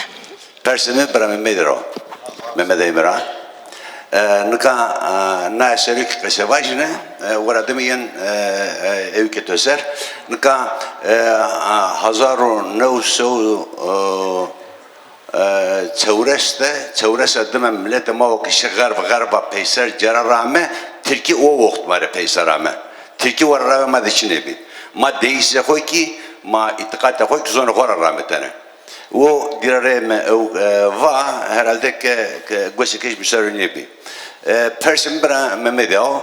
Bra Mehmet onda sonra memleket onda resmun zana. Onda millet kasikana. Vurti kasikadana yek komemada. Sedet çıka Türkiye sto. Töder red kasikane yek vani kamera maunza mahona kasi bikirme. Ne töre persim no. Honda resim toke wonte toke na resim wonte pero ard juza fikret töde zara töde na resmule çiverdene to çaya bakaz na Honda resmi wonzan vist hazar resim çöre senek niyo to kamis mandara ne wont ne çuter ne ardra zunyarindak vervama bay kaykardana wes varve yani mabe tore cevabı ko janıma da tore vaji.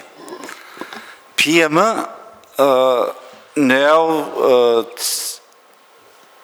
janıma da var 1964. Burada başladı. Also es fängt gleich mit dem an, ja, das ist Piyama zum Beispiel wir haben noch in unserer Sprache keinen Gastarbeiter. Wie soll ich das auf Sasaki sagen? Wir haben keine Gastarbeiter. Kannst du auf Deutsch sagen? Also ich werd auf Deutsch erzählen, weil eben auch Türkisch mir überhaupt nicht sympathisch ist, weil das eine Sprache ist, die ich einfach mit 7 Jahren lernen musste.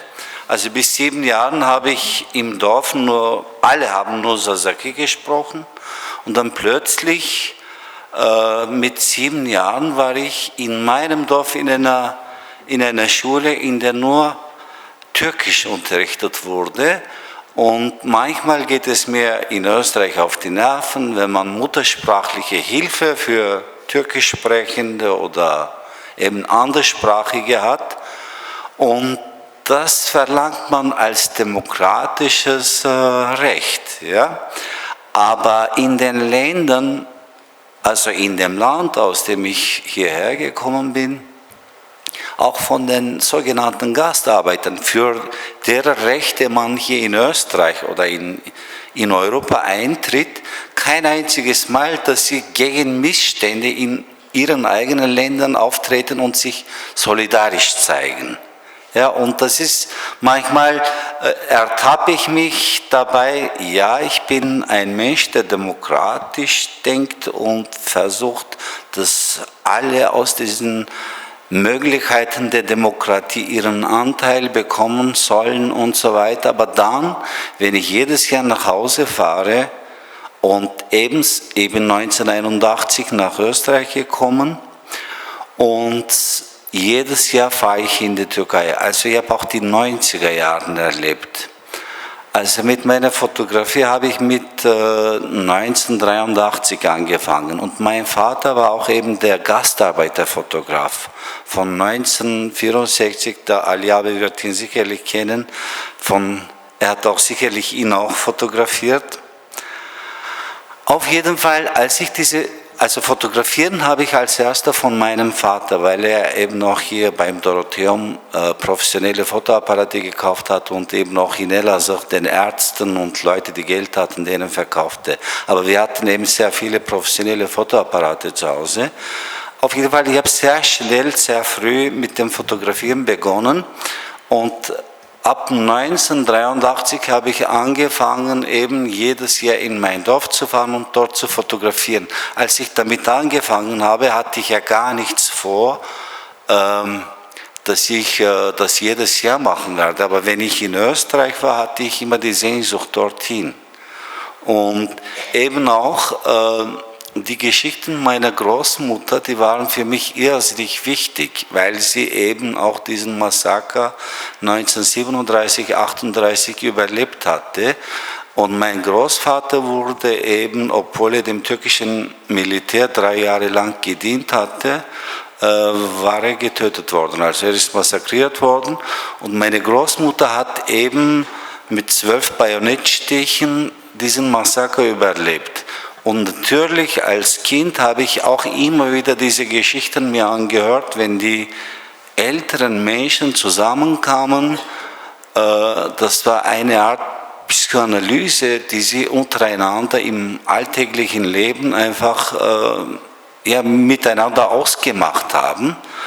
Und das ist mir immer hängen geblieben. Natürlich, immer mehr bin ich auch, wenn ich dorthin gefahren bin, da habe ich Tonaufnahmen gemacht, zum Beispiel von 80er Jahren habe ich Super 8 Aufnahmen und nachher Videoaufnahmen, aber das hat auch immer mit dieser Thematik auch zu tun. Und eben 1991 habe ich auch mit Professor Ursula Hemmetek so ein Projekt gestartet, wo sie mich dabei unterstützt hat, wo ich einen Monat lang in Dersim unterwegs war, um die Musiker aufzunehmen, sozusagen eine Feldforschung. Das habe ich eben von ihr gelernt, weil sie eben mit den burgenländischen Roma eben so eine Geschichte gemacht hatte, so eine Feldforschung, wo sie die Musik aufgenommen hat, glaube ich, CDs hast du auch gemacht. Und dann haben wir gemeinsam so ein Projekt 1991 gestartet. Es war eine sehr gefährliche Zeit und ich bin jedes Jahr mit 2 Fotoapparaten, meine Fotoapparate hatte ich auch mit, aber dann diesmal habe ich auch eine ganze Ausrüstung für Tonaufnahmen mitgehabt. Und also all diese Sachen habe ich eher für mich gemacht, weil ich einen persönlichen Bezug überhaupt zu dieser Region habe und weil es mir persönlich wichtig ist. Also so gesehen habe ich auch nie darüber nachgedacht, naja, wieso investiere ich so viel Zeit überhaupt in solchen Sachen, weil es mir selber, ich habe nicht nur eine Identität, ich habe mehrere Identitäten. Also das ist auf der anderen Seite auch eine gewisse Bereicherung. Aber obwohl ich Türkisch sehr gut verstehe und so weiter, aber ich schreibe nicht auf Türkisch. Also eine innere Gegenwehr gegen diese Sprache, weil sie eben die Sprache der Diktatoren ist. Und das ist die Sprache, die mir vieles weggenommen hat. Daher spreche ich lieber Deutsch. Und manchmal im Alltagsleben eben Sasaki. Okay, ich habe eine Frage an die Frau Professor Pirisic. Aber vorher großen Lob für Ihre Präsentation. Es hat mich wirklich berührt, weil ich habe mich irgendwie, dazu gefühlt. Ja. Ich habe das auch irgendwie erlebt. Ja. Ich war nicht der Vater, aber dazwischen. Meine Frage ist, wie kann man das Kind retten? Also haben Sie vielleicht da in diese Richtung irgendetwas erforscht? Weil, wissen Sie, Sie haben gesagt, in Österreich oder in Europa wären die Sasaki, also die Minderheiten Sasaki, dass sie mehr bemüht wären. Das glaube ich leider nicht, weil meine Frau ist Muttersprachlehrerin, auch in Sasaki. Und in Österreich gilt die Sasaki als Muttersprache, aber leider war bis vor kurzem nur eine einzige Klasse mit 8 Kindern. Ja? Also die Eltern wollten gar nicht, sie in dem Sasaki-Unterricht zu schicken. Lieber haben sie zu den Fußballvereinen geschickt und so weiter, aber in diese Richtung haben sie nichts gemacht. Ich weiß nicht, ob Sie da vielleicht etwas geforscht haben, wie das Kind wieder zurückgehen könnte zu diesem Sprache oder zu diesem Interesse. Weil ترجمه دي ماما Hemen cevap alalım isterseniz. Ya, okey. Soru anlaşıldı. Teşekkür ederiz. Soru şu, Zazaca Avusturya'da artık mesela ilkokullarda Zazaca eğitimi veriliyor eşi yanında. Ama aileler duyarlı değiller ve çocuklarını Zazaca dil dersine göndermiyorlar. Bunu aşmak için neler yapabilirizdi soru, değil mi? Bitte. Vielen Dank für die Rückmeldung und für die Frage. Das ist eine große Frage, die Sie stellen, und mit der Frage müssen wir uns selbstverständlich befassen.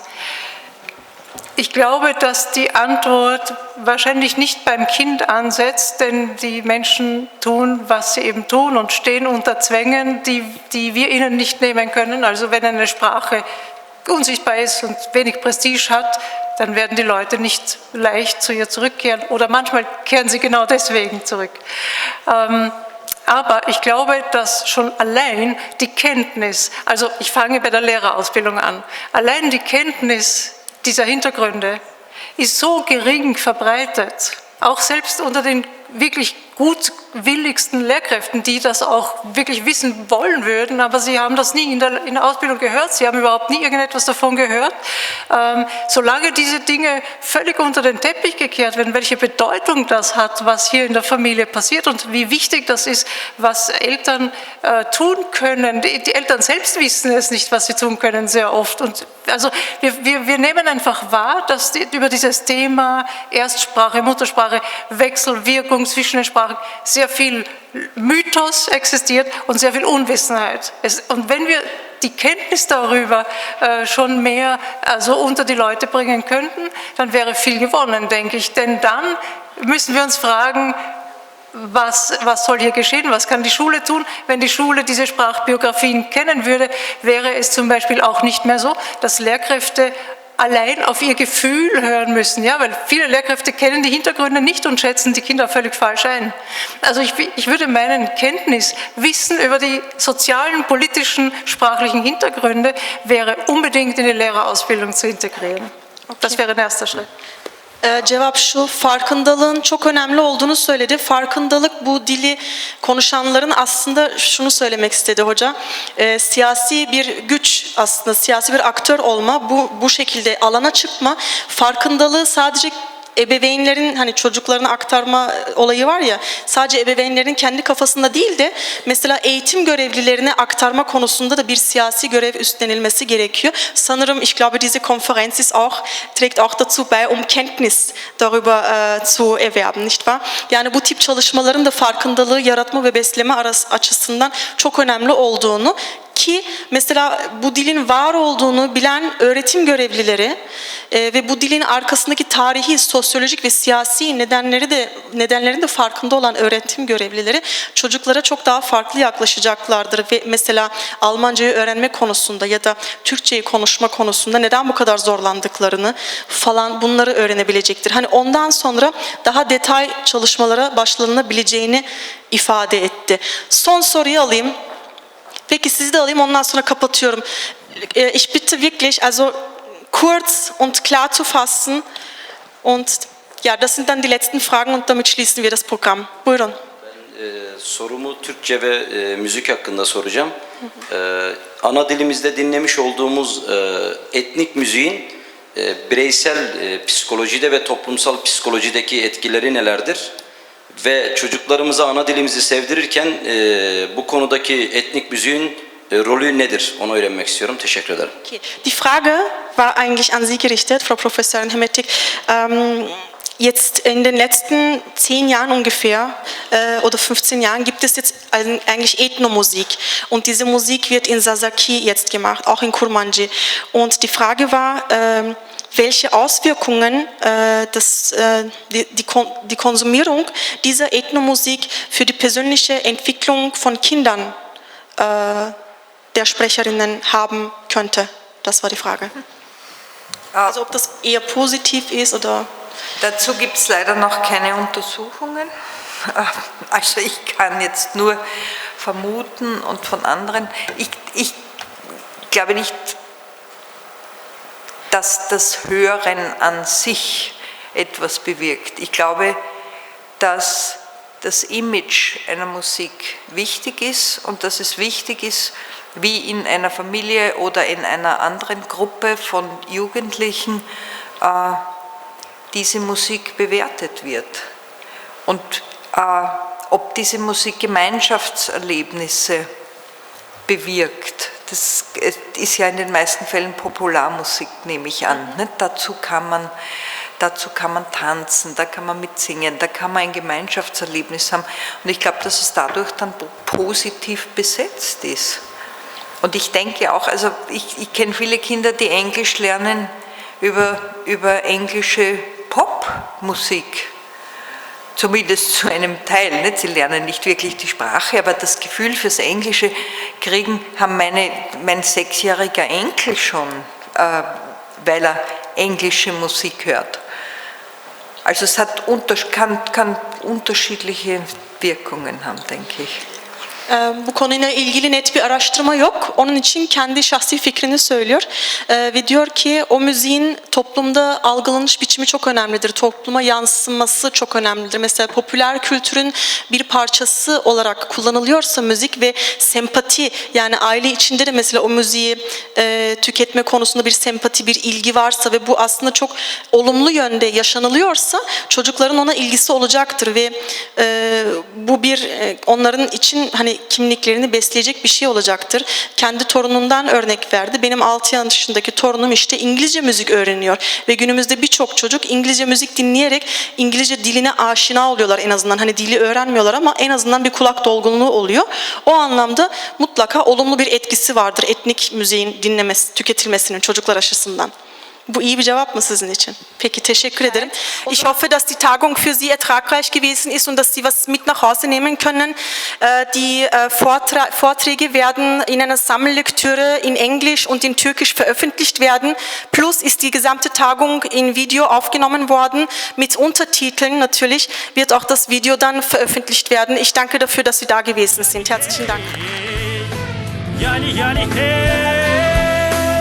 Hey, hey muzur, şero mino beran Hey, hey olvoz, u dosto mino giran Ez o bekhte to da alla revinde heyran Poche melno kata sona hen gran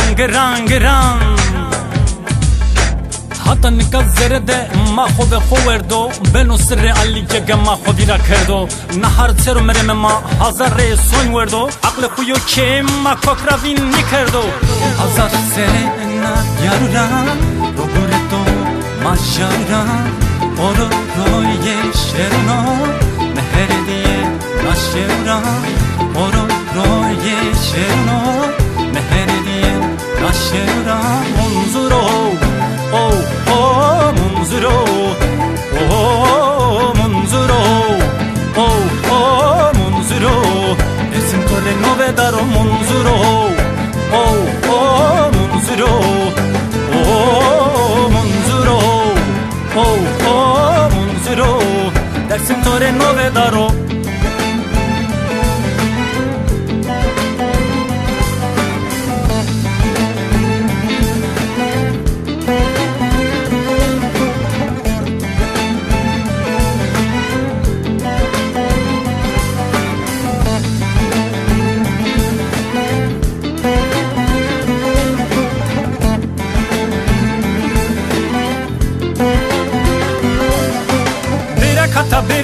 Birakata ah alanata ah biratira düri veneta tenenata